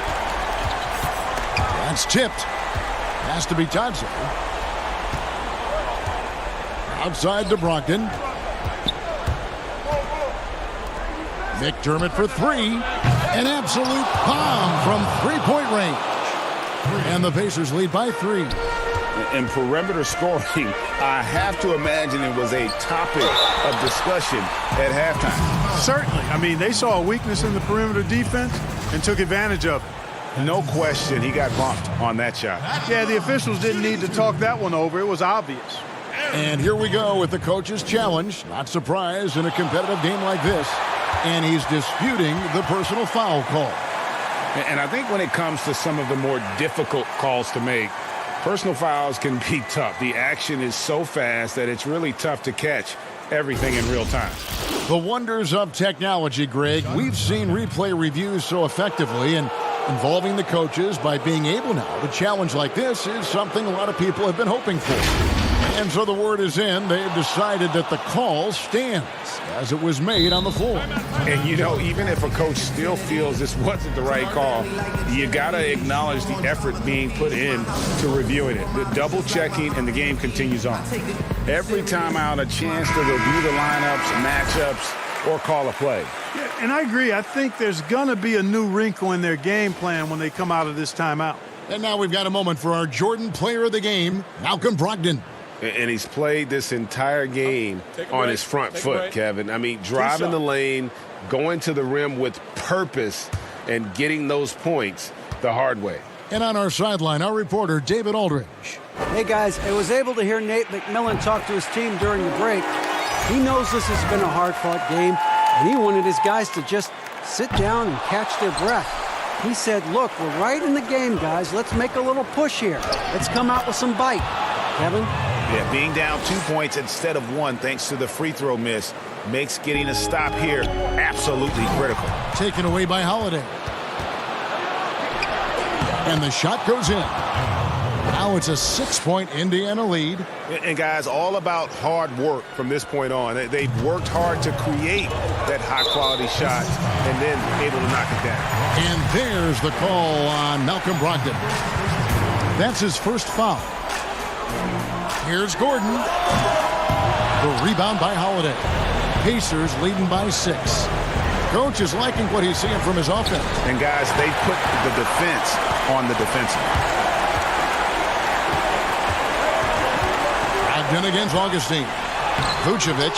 Good D by Brogdon. The Pacers have gone 4 of 8 in this fourth quarter, shooting an even 50% from the field. Here's Oladipo, and it's Oladipo with the jam. Excellent concentration from Oladipo. Even when you get physical with him, he figures out a way to convert. That's his second personal foul. At the line, shooting 2. He hits the first one, and that narrows the gap to 7.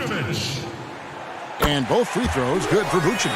And good aggressive basketball in that trip. Drawing the foul, converting the free throws, and then also narrowing the gap. Brogdon with it. Oladipo outside. Down low. Dishes to Turner. 6 on the shot clock. Shoots from 14. No good on the shot. And Orlando the other way now. This is a do-or-die possession. They have got to get points. It really does come down to this. I mean, come up empty, and it's over. I like to see Fournier step up in these situations. He's a player that's very confident and has no fear when the game is close. There's 47 seconds left to play here in the fourth. Brogdon the pass to Oladipo.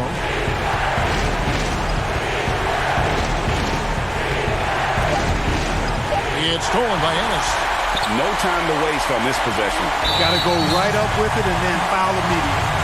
And the foul on Victor Oladipo. That's his first foul of the game, and the bonus will go to the free throw line. It's the first that narrows the lead down to just 3. You know, he was the 16th pick in the 2011 NBA draft, and Vucevic became an All-Star for the first time in 2019. Took him a while, but he got there. Guys, that was critical. I mean, that's what we're used to seeing out of him, though, at moments like this. 7-second difference, shot and game clock. Warren kicks to Holiday. The dish to Oladipo. Shot clock at 5. Offline with his 3.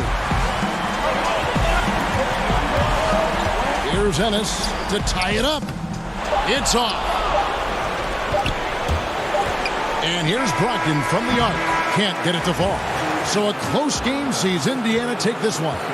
This win, such a tremendous emotional boost for him. Really an accomplishment and crazy finish to take a road game like. All right, David, great job. Thanks so much.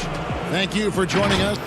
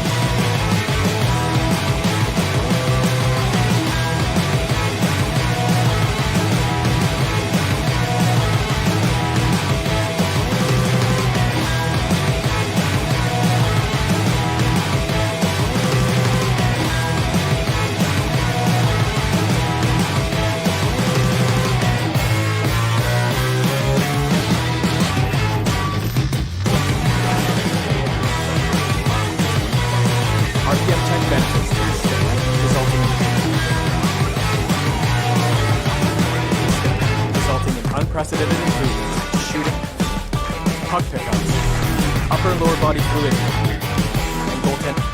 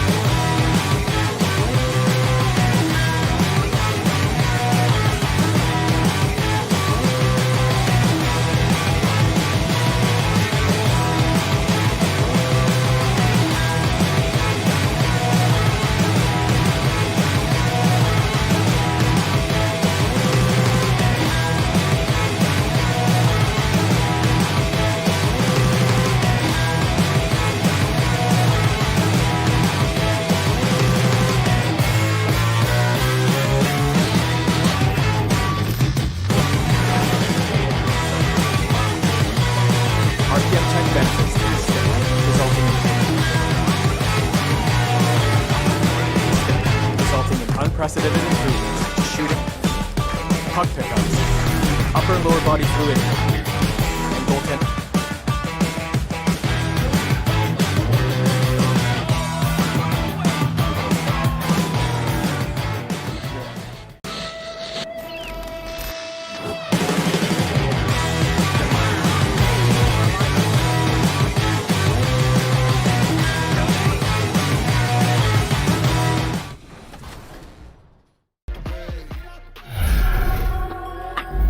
We've been talking so much NBA 2K21, but we wanted to stop and take a moment to thank you guys for tuning in and joining us for 45 episodes in NBA 2K20. We've had so much fun connecting with you all over this past season.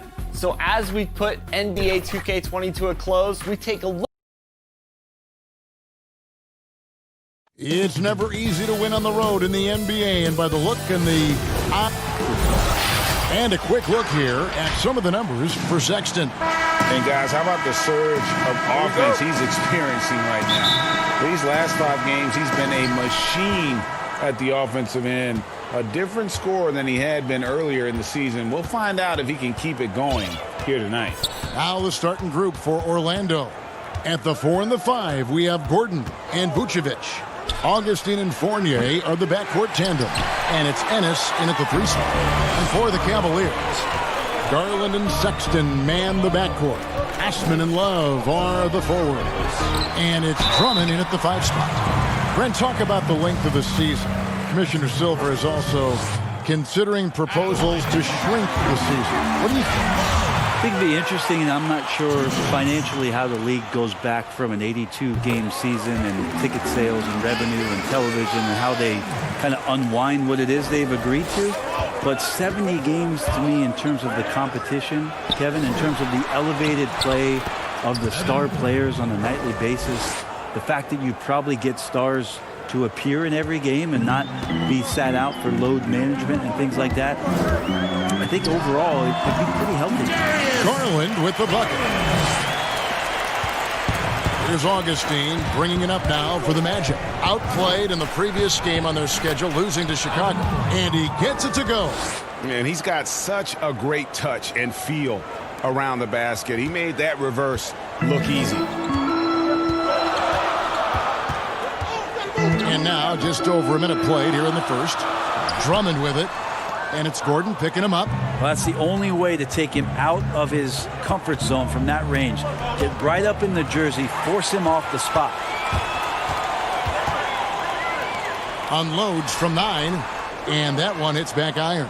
How about the timing he shows there to challenge that shot? Yeah, not easy to do there, and that's a guy that you can tell takes every possession defensively very seriously. So it's the Cavaliers now, following the miss by Evan Fournier.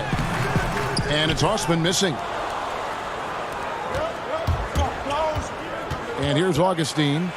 His last outing, 16 points for him. Of all the action happening there, Kevin, it's the assist that jumps out to me there. That's just a great look and a great setup for the bucket. Now, here's Sexton. Inside, here's Drummond. Here's Love. Back to Drummond. Rebounded by Vucevic. And so far, the team just 1 of 5, and that rim shrinking. Now you look at the former All-Star Andre Drummond and the way he rebounds, Greg. He might be the best in the league in that department. I mean, few players in the history of the league can go off for 20-plus rebounds on any given night. Drummond's one of them. Attacks the glass on the offensive end so well. His offensive rebounding, for me, sets him apart. And the Cavaliers making a change here. Porter's checked in. 2 free throws coming up, and they call the shooting foul. T.J. Augustine picks one up. You think about the Cavs and the 2 MVP awards that were won for that franchise. Of course, that was LeBron James in back-to-back seasons, both in 2009 and 2010. Terrence Ross is checked in for Ennis. Now here's Gordon. 8 points his last outing. Here's Vucevic. And he misses his first shot of the game. I love the anticipation defensively there to get into the perfect spot. And Drummond kicks to Osman.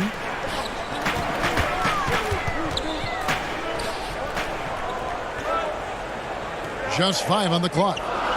Right wing. Here's Love. The Cavaliers again can't hit. And then in 2013 with Miami, LeBron Brent finished 1 ballot shy, burning all the MVP votes. We wouldn't see a unanimous MVP winner until Steph Curry did it in 2016. But just as impressive, if not more so, LeBron James with a total of 4 MVP trophies over a 5-year span. Well, if you don't take care of the ball, fellas, that's what can happen. Absolutely, Greg. That makes the turnover even more painful. And the gamble paying off. They get the rebound, and Drummond is right there. Pursues the offensive glass with purpose. Drummond knows who he is, and boy, does he attack it. Vucevic down low. Wow, hammering it in. He's going to put that one in his scrapbook. Insane dunk. And now they're starting to rub it in. Build up a lead, and here we go, baby. It is showtime. Now, here's Porter. He's been patient so far. Nothing on the scoreboard yet. And now Orlando on the break. Here's Vucevic. And they have their chances. 2 offensive rebounds, but they still come up empty. And Porter, here we go. Can't hit from in close. Well, he had the perfect opportunity to finish that one, guys, and just flat out blew it. Now here is Augustine. He's guarded close. No good from Ross. The defense better tighten up on the mid-range there, much, much tighter. You expect him to make every single one of those. Good. All the way to the bucket, no resistance, just swipe the candy from him. Here's Fournier, and it's sent back by Drummond.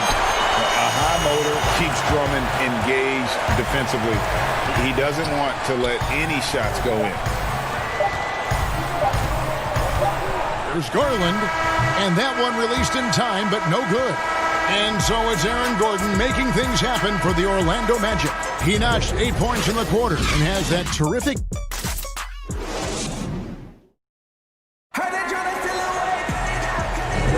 And hope you've enjoyed the broadcast so far, halfway through the first half in this one. And guys, for the Magic, what jumps out to you so far, numbers-wise? Well, in that first quarter, they were intent on just pounding the ball down low. And you don't see that all that often, getting down there and doing that much damage in a quarter. You got to respect the game plan. Nance and Thompson are up front. Then it's Porter. Then there's Sexton. And it's Windler in at the 2. That's the 5 for Cleveland right now. Fultz, no good. He gets a lot of points right there at the rim, but the defense determined not to give up the easy deuce there. And that one's good by Porter. Pretty much not a player in the league is going to pass up a shot like that so much for the defense. Pass to Birch. Porter with the steal, and they're running. From 13, and against the jumper to drop. Porter's got 5 points so far. Sexton working the ball to a teammate. That's what you want to see from him. Selected with the 8th pick back in the 2018 draft, Colin Sexton, the main reward for the Cavs after the Kyrie Irving trade. Sexton wearing the same number 2 jersey as Irving doesn't feel the need to measure up to expectations created by Kyrie. Cavs fans, though, hope he does. That one good for 2. That's what Tristan Thompson does best, just working the glass and working the D over.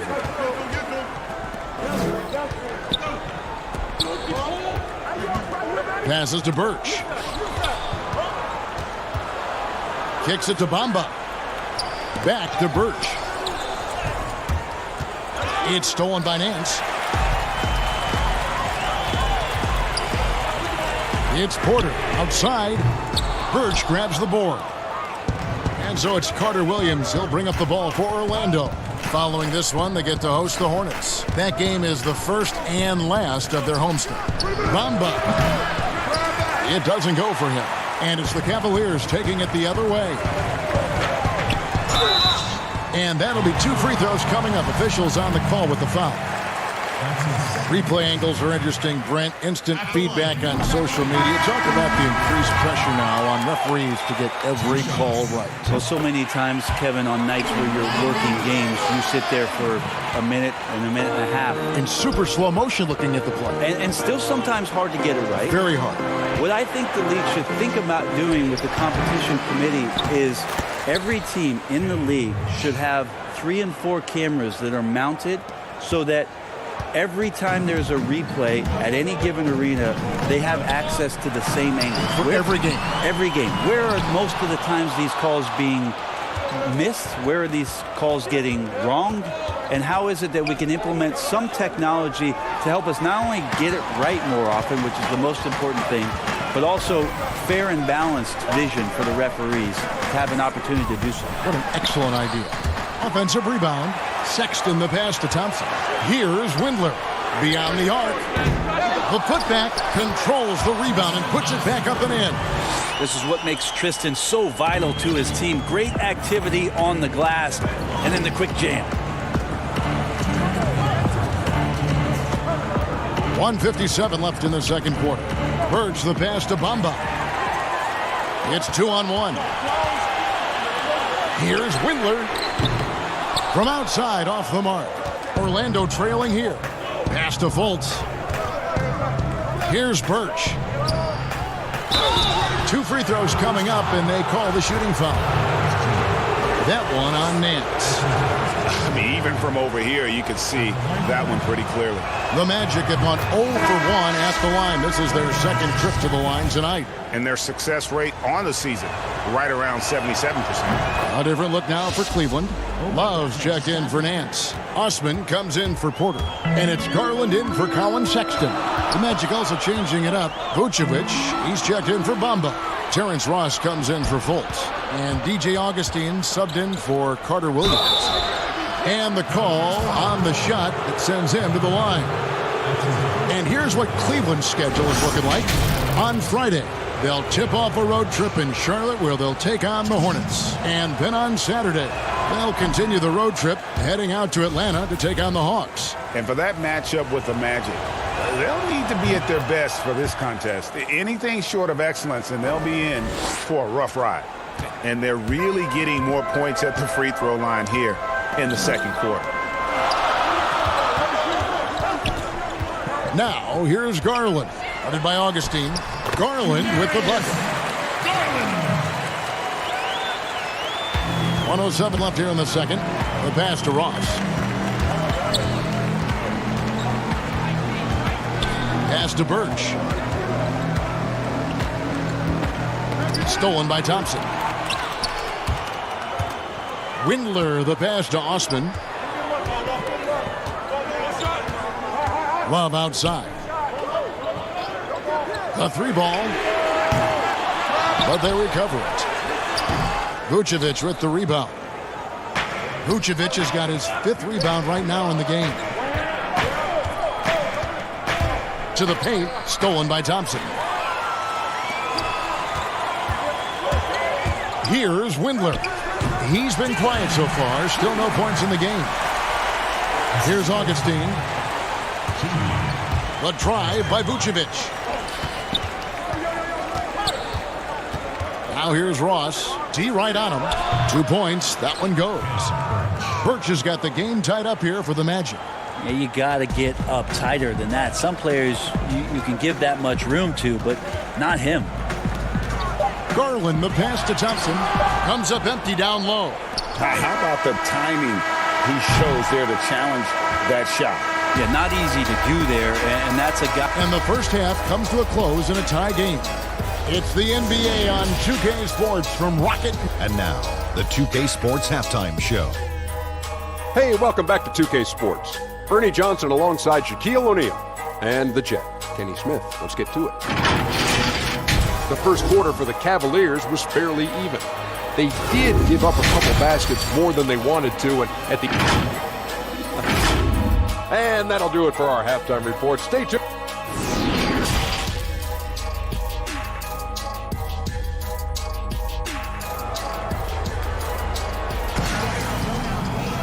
And we're halfway through this one. Plenty of basketball left in a game that's been fairly even so far. A fantastic game from Aaron Gordon in this one. Well, we'll find out if they were able to find an answer for him over the break. He was scoring with ease in that first half. Yeah, just way too easy out there, and I'm sure Coach is going to make that a priority at halftime. Tipping off the second half, here's Steve Clifford's 5.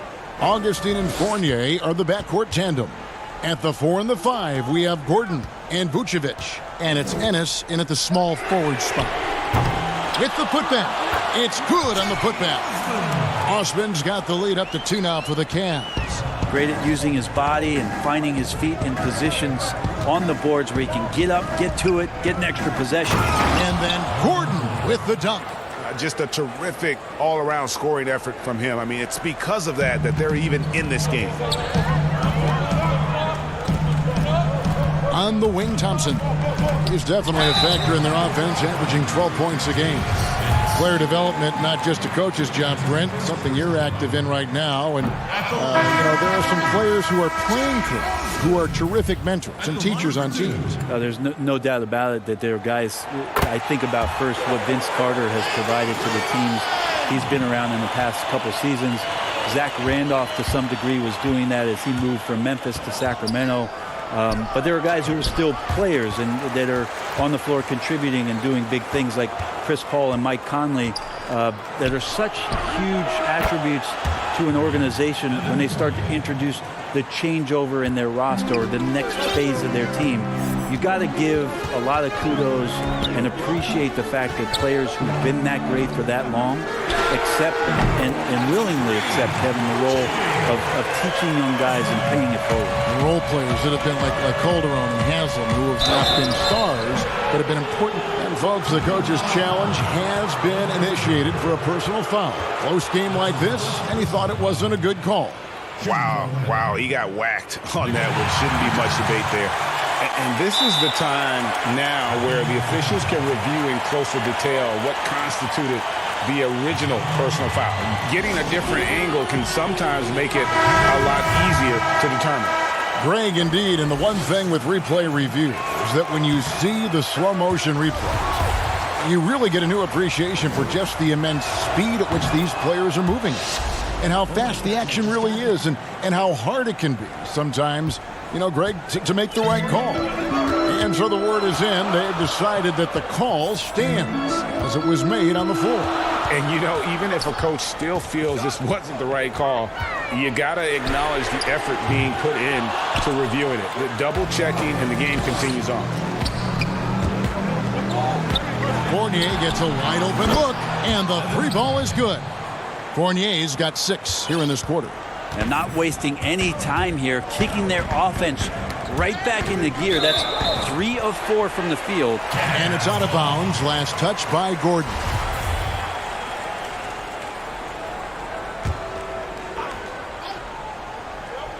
Into the third we go. 2 minutes in now. Nance outside. Shoots over Bamba. And it's going to be out of bounds. The Magic will take it. And a moment here to check out the stats for Drummond. First in rebounding, third in steals, and he's also ranked in the top 10 in blocks per game. No trespassing when he's in the lane. And just going back real quick to the fact that he's tops in the league in rebounds, what a tremendous feat. What a monster he is in the paint. Well, he wants that one over again, I guarantee that. Nobody's even in the neighborhood. Fultz with the ball. Nance on him. Nice shot there by Bamba. Their effort today. Terrific ball movement. Well, we're into the third quarter. Just over 2.5 minutes played. Drummond up top. Passes it to Nance. And the layup falls. Larry Nance Jr. has all of the ability to be effective from there. To the middle. It's stolen by Nance. Drummond with it. Bamba picks him up. He gets that one. And now just a 1-point Magic lead. Changing ends quickly. He's rewarded with a high percentage look. Yeah, the defense trying to do their best to slow him down, but when he gets room like that, you got to look out. All right, we've got a bit of a break now, so here's a look at the league's best defenses for the Magic. This is a team that takes pride on the defensive side of the floor. I mean, they play hard and they play together. They are a tough group to score on. So for the Magic, Terrence Ross comes in for Vucevic, and Michael Carter-Williams subbed in for Evan Fournier. Porter against Carter-Williams. The 11-footer, and it's Drummond missing. And so it's Carter-Williams. He'll bring up the ball for Orlando. The lead is 2. That one goes. Count it. Gordon's got 4 this quarter.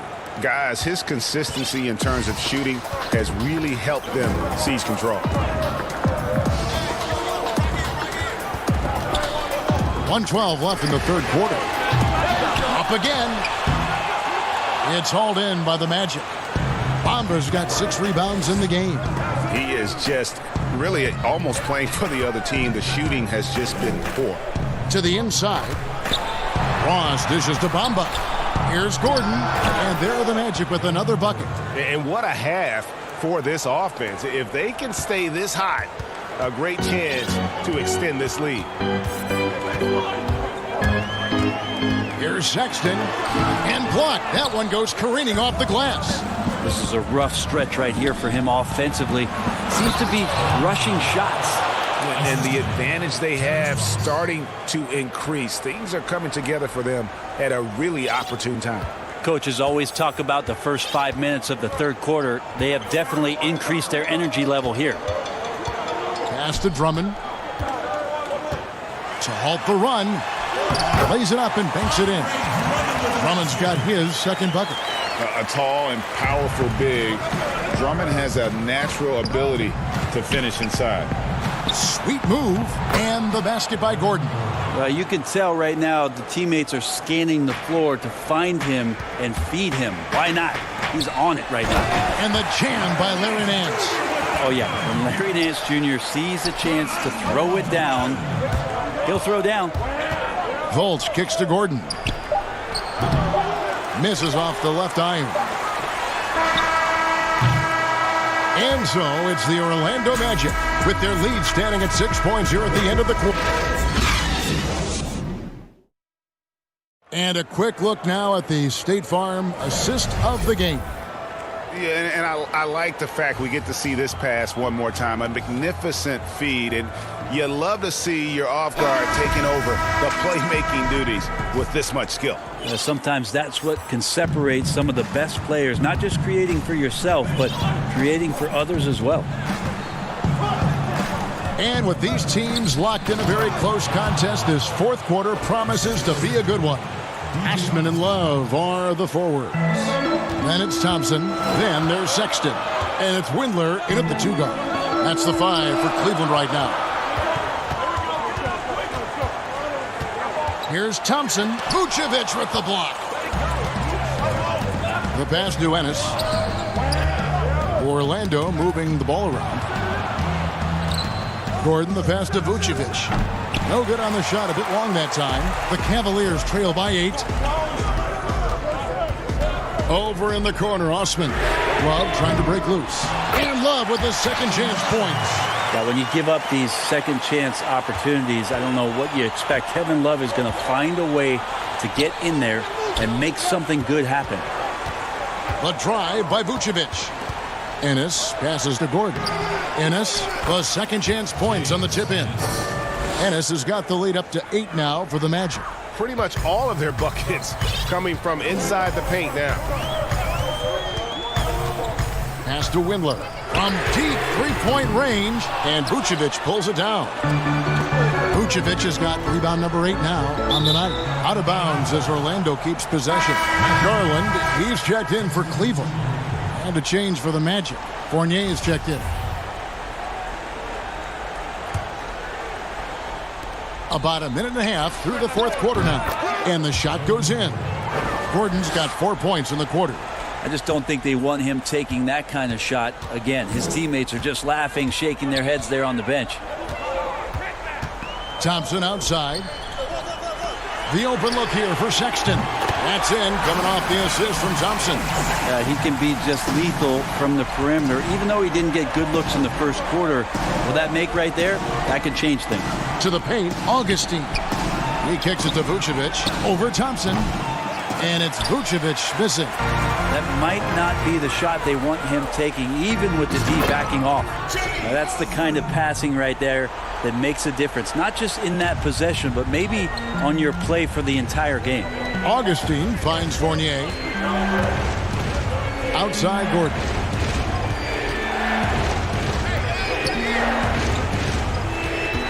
Inside, here's Vucevic. Cavaliers with the rebound. You know what? They're winning, though, despite the fact that he has just been really off. Count it.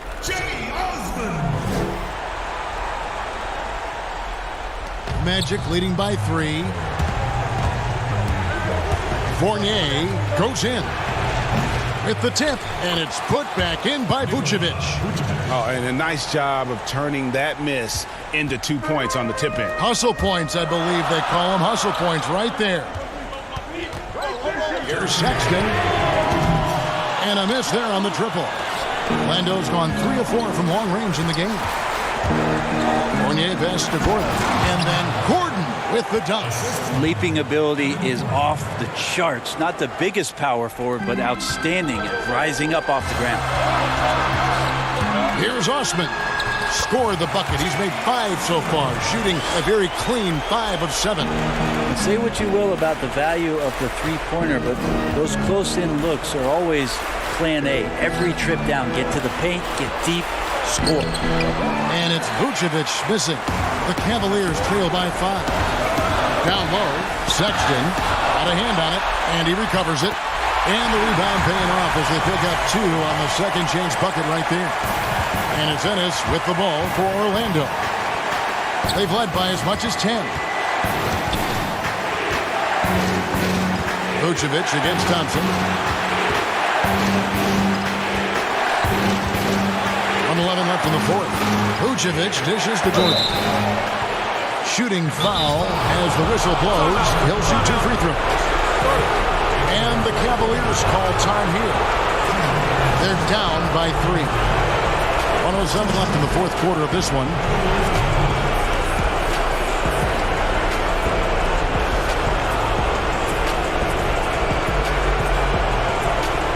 Presentation of our Jordan Player of the Game, Aaron Gordon. And what an amazing ball game we've seen from him. It's been a one-man show worth the price of admission all by itself. There wasn't anything he couldn't do on that court tonight. Catching up on the changes for Cleveland. Drummond's checked in for Thompson. Nance comes in for Kevin Love. And Porter subbed in for Jetty Osman. Okay, well, let's go down to David Aldridge for a report from the sideline. Hey, Kevin, during the last break, I got a chance to hear what John Beilein told his team.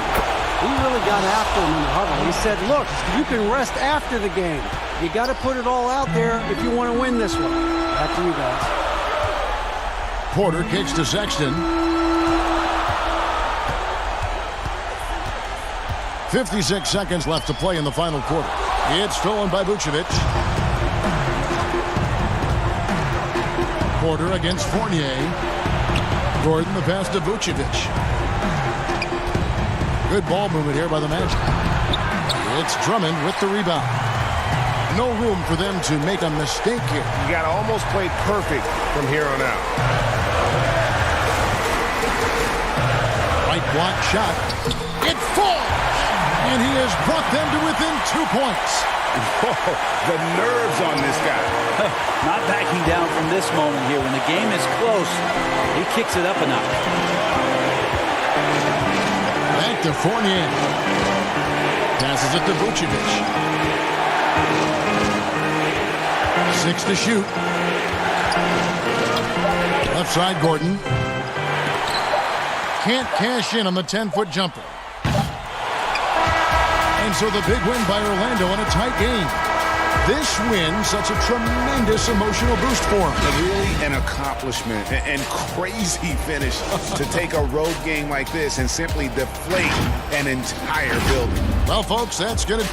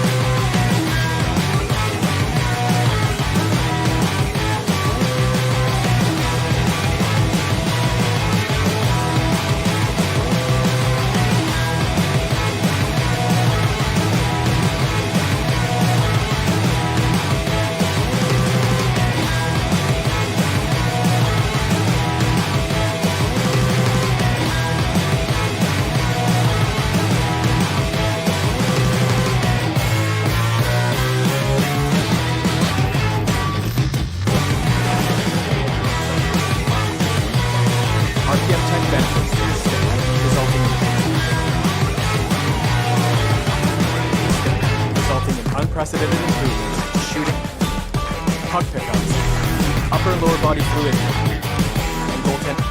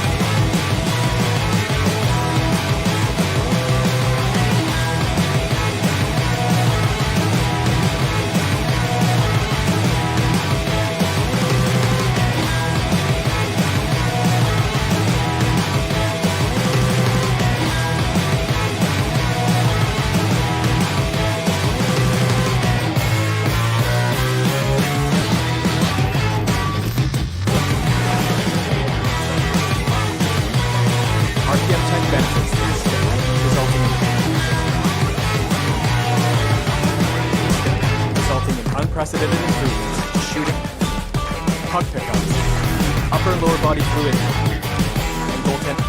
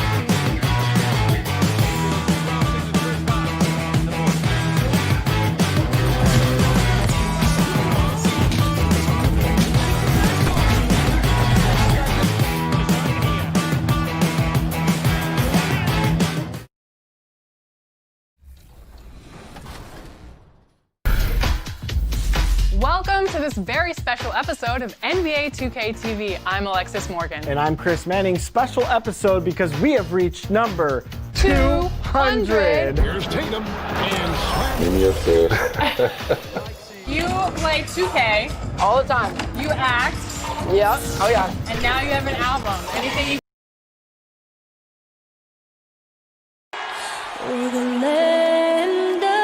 It's the 2K Sports pregame show.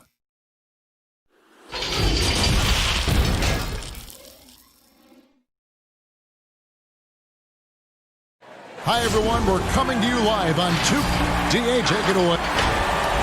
We'll talk about this, David. Some new ground certainly to look at. Thank you. And let's check out a breakdown. Looking at some stats for Sexton. And guys, how about the surge of offense he's experiencing right now? These last 5 games, he's been a machine at the offensive end. A different score than he had been earlier in the season. We'll find out if he can keep it going here tonight. Look at Cleveland's starting group. Sexton and Osman on the perimeter. Andre Drummond is out there with Kevin Love. And it's Garland in at the point guard position. And for the Pacers, Warren and Turner at the 4 and 5. Then there's Oladipo. Then there's Malcolm Brogdon. And it's Holiday in at the 2 guard. Garland kicks to Sexton. Solid play in the low block, and that one's good. A lot of great young talent. Both teams loaded with young talent. What's the key, you think, Doris, as you've watched this league, to unlocking that potential and making them what they're going to become? Yeah, I think for young guys, Kevin, one of the challenges is focusing on getting better every single day. It's the little choices these guys are making. They're going to put in the time to be working on their shooting or their off-the-bounce game or their defensive prowess. Can they be unselfish? Can they be sort of big picture thinking in terms of just not only their success, but the guys around them? That's hard for a young guy. And contact on the shot, so he'll be shooting free throws here. And the Cavaliers this summer selecting point guard Darius Garland with the 5th overall pick. The second-year man, Colin Sexton, already on the roster. Greg, how do you see the fit between these two players? Well, I mean, both are 6'2". The questions will come at the defensive end of the floor. Offensively, both show great promise as shooters, very scoring-minded guards, reminiscent possibly of a Lillard-McCollum pairing for the Blazers, which could be a roadmap for the Cavs. Well, you give the defense a lot of different looks. In the mid-range, Victor Oladipo, very comfortable. Garland, the pass to Drummond. Shoots over Turner. Good work defensively by Turner. For Indiana, they've gone 2 of 3 here to start out the game. Oladipo. And the layup's good off the glass. Oladipo's got 6. We know Oladipo is one of the quickest guys in the game. He is devastating on the drive. Warren against Love. Nice D from Warren. This offense has really been clicking. And they know it, guys. They're playing right now with the kind of energy that is hard to deal with. Now, this is what you'd love to see more of from Victor Oladipo, the athleticism to be a factor on the glass. Here's Sexton. After the made shot from Victor Oladipo. Well, the young bull, Colin Sexton, getting a lot of playing time in his rookie season. Allowed him to play through his mistakes, and that's what you hope for coming in. And he's good on the second.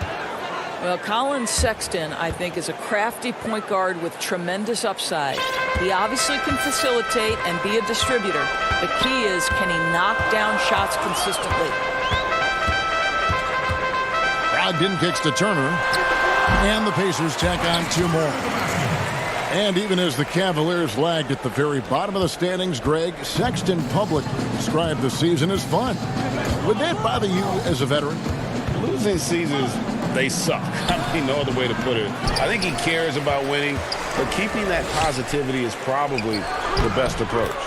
Love with the buckets. Well, I think it's always solid execution to get Kevin Love a look on the interior. This guy can score in so many different ways in that space. Now here is Holiday. Taking a look at his stats, he's averaging around 9.5 points a game. And once he got to the 10, I think he was surprised to find himself that wide open. And I think defensively, that is not the way you want to start. Giving up high percentage looks, that doesn't typically end well. Up against Warren. Love kicks to Osman. Pass to Sexton. Just 5 to shoot. A baseline J. Here's Drummond.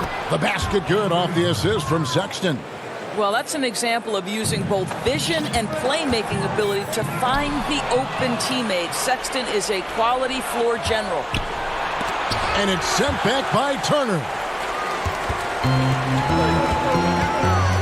Now Oladipo. It's tipped. Here's Garland.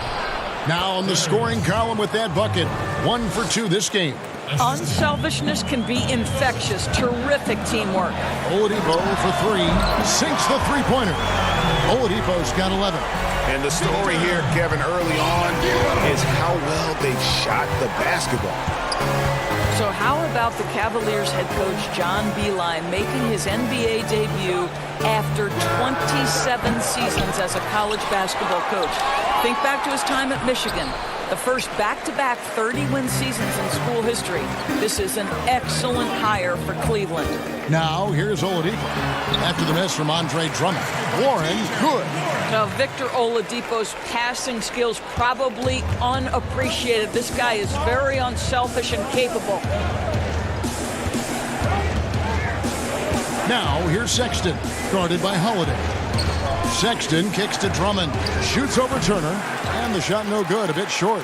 Not really his best quarter as far as scoring. Let's see if he can eventually get back on track. Building up a big early lead, they have taken charge of this game. And they've been doing it largely at the offensive end, Greg. If the defense does not adjust, this could be a blowout. Drummond passes to Love. Offensive struggles continue, missing again. Holiday finds Warren. That three off the mark. Victor Oladipo getting it done for the Indiana Pacers. He put together quite a quarter, 13 points in all. And he looks to be planning for more. We'll get right back to the...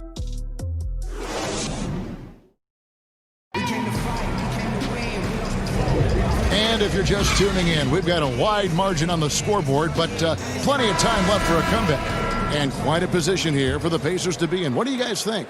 Playing inside out in that first quarter led to some high percentage shots in the paint. It is great when you can get that established early, because to me it opens up every other aspect of your game.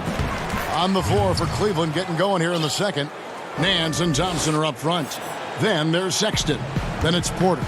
And it's Windler in a shooting guard. Here's Bitadze, and Thompson sends it back. Oh, the former Longhorn Thompson really elevating for the rejection. Love the energy, guys. Pacers leading by 9. And this Pacers franchise, 6 ABA championships, but none so far in the NBA. Well, Greg, they haven't been there very much, right? Their only finals trip came back in 2000. It took a Lakers squad led by Shaq and Kobe to 6 games. But ever since, they've been chomping at the bit to try to get back. Colin Sexton, early in his career, has demonstrated great instincts in the pick and roll, good decision-making. Three-pointer. Sampson's shot is off. Oh, man, you know he'd love to have that one over. Unloads from 13. The shot's good from Nance. Nance has got his first basket of the night. How about the confidence in the catch and shoot of Mr. Larry Nance Jr.? Okay, we see you. Just about a minute and a half has gone by here in the second. Sampson's shot is off. The Cavaliers trail by 7, and now the Cavaliers. Fast break. Here's Windler, and he takes it in for the layup off a very nice feed. Windler's got his second bucket of the night. That was big because they dug a big hole in the first quarter, but starting to show signs of life.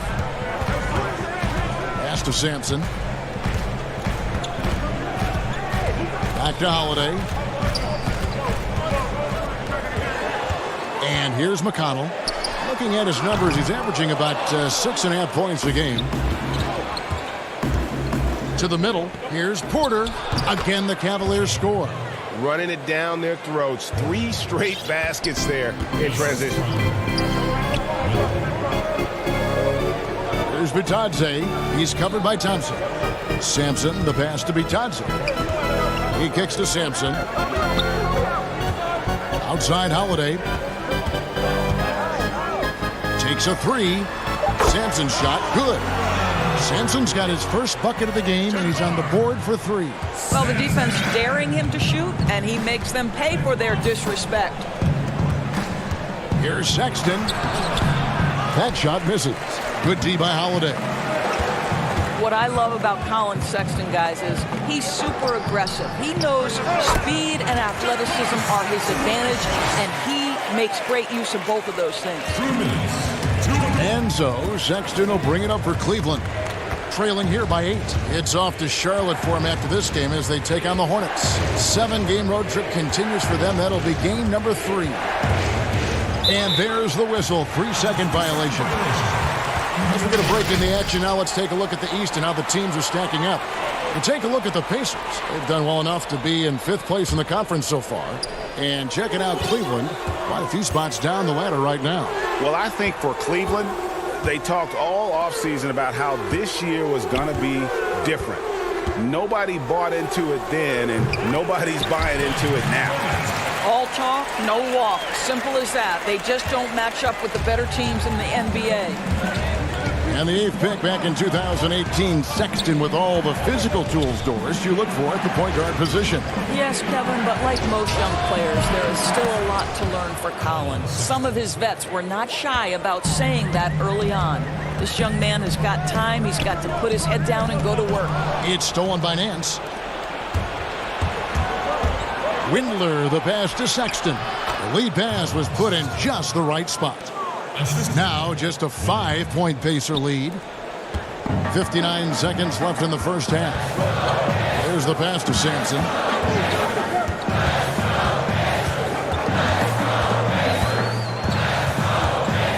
Elbow shot is on the way. And a rebound goes to the Cavaliers. Clock management, this is where they can get a 2-for-1. And Kevin, every opportunity counts. And up the court come the Pacers on the break. Sampson tips it, but no good. The Cavaliers trail by 5. We've got a 9-second difference between the shot clock and the game clock. Lets it go from 11, and the Cavaliers get another bucket right there. Yeah, Thompson won't give you a steady diet of that mid-range, but every once in a while he might pull it out. Porter with the steal. One-on-one here. Here's Sexton. That's another one for him. His 5th in just 7 shots. That's their 3rd straight make off an assist. Now, here's McConnell. Here's Bitadze. And just miss after miss right now. So that'll be it for the first half. Fairly even. Thank you, David. And we'll be right back after halftime to start the 3rd quarter. The 2K Sports Halftime Show. Hello again. Victor Oladipo putting in some incredible work. He had 13 points and 1 assist. Multiple times. And that'll...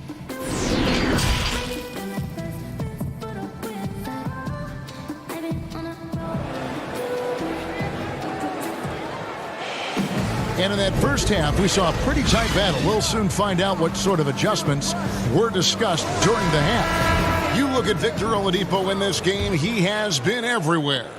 Man, he's been running wild on him through that first half.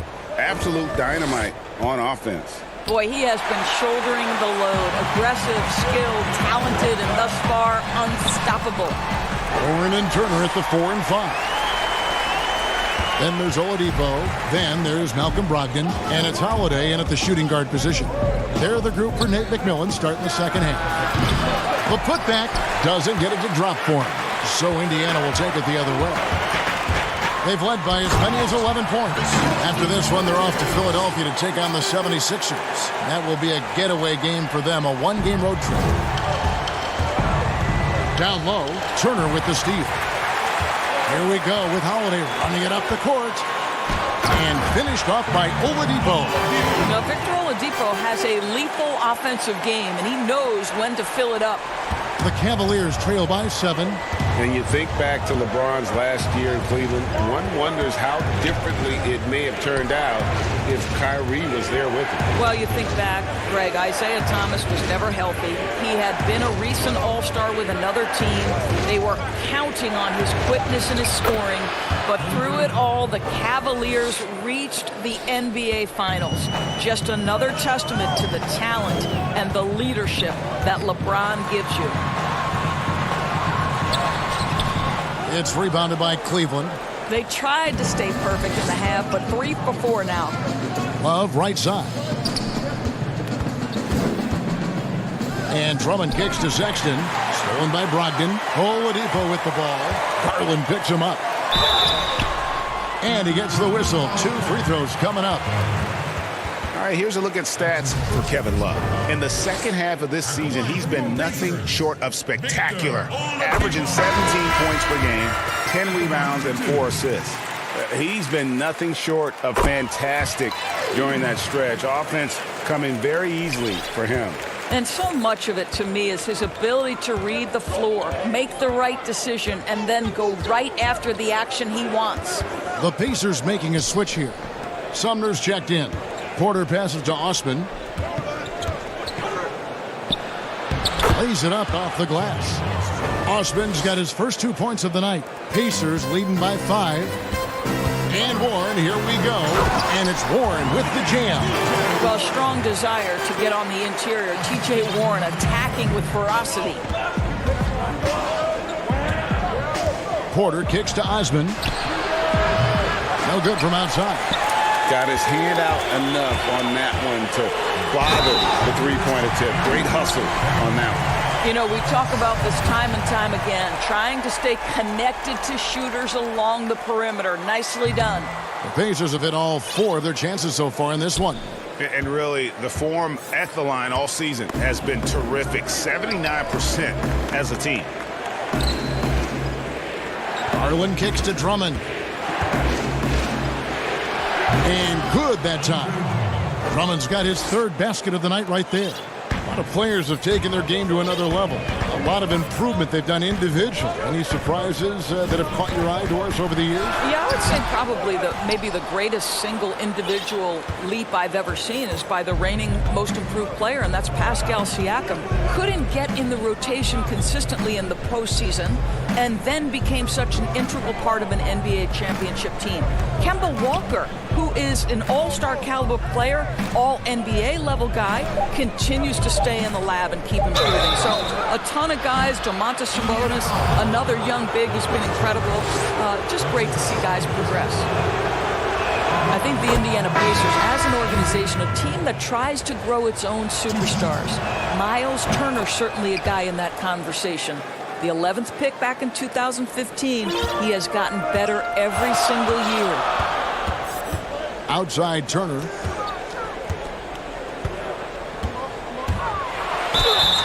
And a lot of contact on that one, so he'll shoot 2 here. That one on Nance.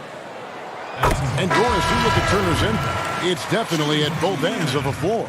No doubt, Cap. Turner was the league leader in blocks last season. He became a much more efficient three-point shooter, and now all of a sudden he's becoming a better facilitator out of the post. Just great development. Tristan Thompson, he's checked in for Andre Drummond. Cleveland moving the ball around. Here's Thompson. Makes it off the glass. Yeah, Thompson just so focused. Even with the defense in his face, he still has the poise to be able to knock down shots. Passes it to McConnell. 59 seconds left to play in the 3rd. And the shot is good. Listen, you give a good shooter that kind of look, and it's going to go in. Out left to the wing. Whoops, anticipated the pass. Turnover. Pass to Sumner. Fouled on the shot and picks up 2 points. So 1 free throw coming up. Yeah, heard the whistle and then kept his focus and able to still knock it down. Justin Holiday's checked in for the Pacers. For Indiana, they have made 6 of their 7 attempts at the line in this one.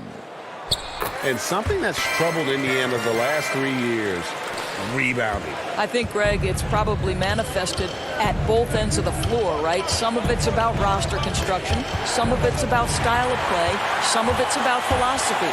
But their inability to control the glass has at times had an impact on them. That's a double whammy, guys. That's right. A great defensive play, then the emphatic stuff.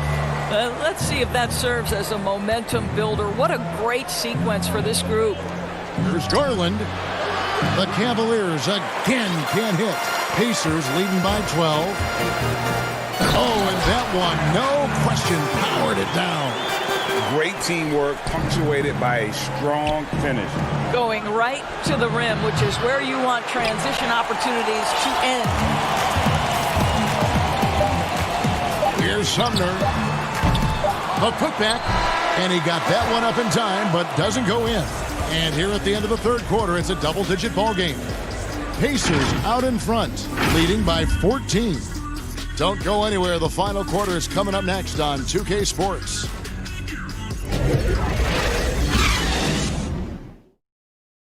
And let's go back to a terrific pass that we're calling tonight our State Farm assist of the game. Yeah, an easy choice tonight. Look at the precision on this pass. Put it on a platter for him. And when you're the beneficiary of a pass that good, you better deliver, and he did just that. And as we head into the fourth, we'll see if there's a comeback in the works or if it's more of the same from the first three quarters. So on the floor for Cleveland, Garland and Sexton man the backcourt. Nance and Thompson are up front. And it's Windler in at the three. Pass to Holiday. McDermott dishes to Holiday. Clock at 6. Here's Sumner. Uses the glass to finish the layup. Sumner's got the first basket as we get going in the fourth for Indiana. The Cavaliers trail by 16. They could use a big shot here to get this offense going. Too many empty possessions. Right now, they need a basket. Thompson. No good. Shot missing. And it's the Pacers taking it the other way. And there's the pass to McDermott. It's stolen by Nance. In transition, here come the Cavaliers. And Sexton slams it in. The ability to get steals at the power forward position. Larry Nance, yes, I can do that. Outside Holiday. Thompson with the rebound. Thompson's got 4 rebounds now tonight. Now here's Sexton. He's tightly guarded. Count that as his 7th field goal in 9 tries. He's shooting 78%. Back to Turner. Shoots. And it hung on the rim, but wouldn't fall for him. Here's Sexton, and Sexton slams it in. And guys, for Colin Sexton, it's really about taking smart shots, because when he does, you can see he's got the ability to catch fire. And Holiday kicks to Turner. Holiday with it. Shoots over Garland. The shot by Holiday, no good. You know what? They're winning, though, despite the fact that he has just been really off. And there's Thompson putting it right back in. Thompson's got it back down to a single-digit deficit for the Cavs. Yeah, I think the activity level that Tristan Thompson plays with on missed shots is something every NBA player can learn from. Here's Sumner, defended by Sexton. Hammer it home! Hammer it home, baby! That is authority right there. It was. The Cavaliers trail by 10. There's Garland, and trying to break loose. And now, yep, this will be a coach's challenge. We thought that might happen, triggering a review of the personal foul. And this is the time now where the officials can review in closer detail what constituted the original personal foul. Getting a different angle can sometimes make it a lot easier to determine. Greg, indeed, and the one thing with replay review is that when you see the slow motion replay, you really get a new appreciation for just the immense speed at which these players are moving and how fast the action really is and how hard it can be sometimes, you know, Greg, to make the right call. And so the word is in. They've decided that the call stands as it was made on the floor. And, you know, even if a coach still feels this wasn't the right call, you got to acknowledge the effort being put in to reviewing it. The double checking, and the game continues on. It's a chance now to catch up with the fourth member of our crew, Hall of Famer David Aldridge. Hey, guys. Well, Nate McMillan had some advice for the team during that last break. His concern was both their inconsistency and their amount of three-point shots. He said, let's move the ball for good shots. If you have an open three, take it. Otherwise, let's attack the rim and put some pressure on these guys. Kevin? Oladipo outside. Moving it up. And Holiday with the basket on the assist by Oladipo. Oladipo's got 3 assists in the game. Up against Warren. And another miss by Cleveland. And so it's Turner with it. He brings it up for Indiana. At one point, they led by 16. And Sexton has it in the corner. Kicks it to Garland. And it's sent back by Turner. How about Turner's ability to anticipate when the shooter's going to release? Couldn't be better at timing his rejections. And 1:01 left in the fourth quarter. Holiday inside the line. It's rebounded by Cleveland. Drummond in the post. He's against Turner. Drummond trying to get himself free. Great positioning on the putback. I love to see point guards rebound the basketball. Sexton has the kind of vertical to allow him to keep possessions alive. Oladipo taking his time here.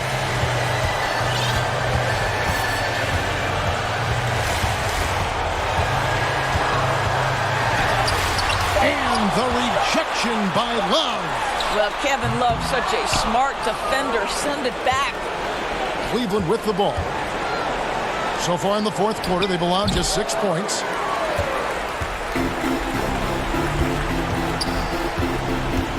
Turner passes to Oladipo. Now, here's Brogdon. Lets it go from deep. Bangs home the trifecta. And you can sense that these fans, these players, they are ready to celebrate. Well, for all intents and purposes, this game is over. Just a matter of time here. So no problem for Indiana as they get the win. Some good moments throughout this one, but they have the clear advantage down the stretch. Yeah, I mean, I love the way they executed on both ends of the floor. Completely under control for the vast majority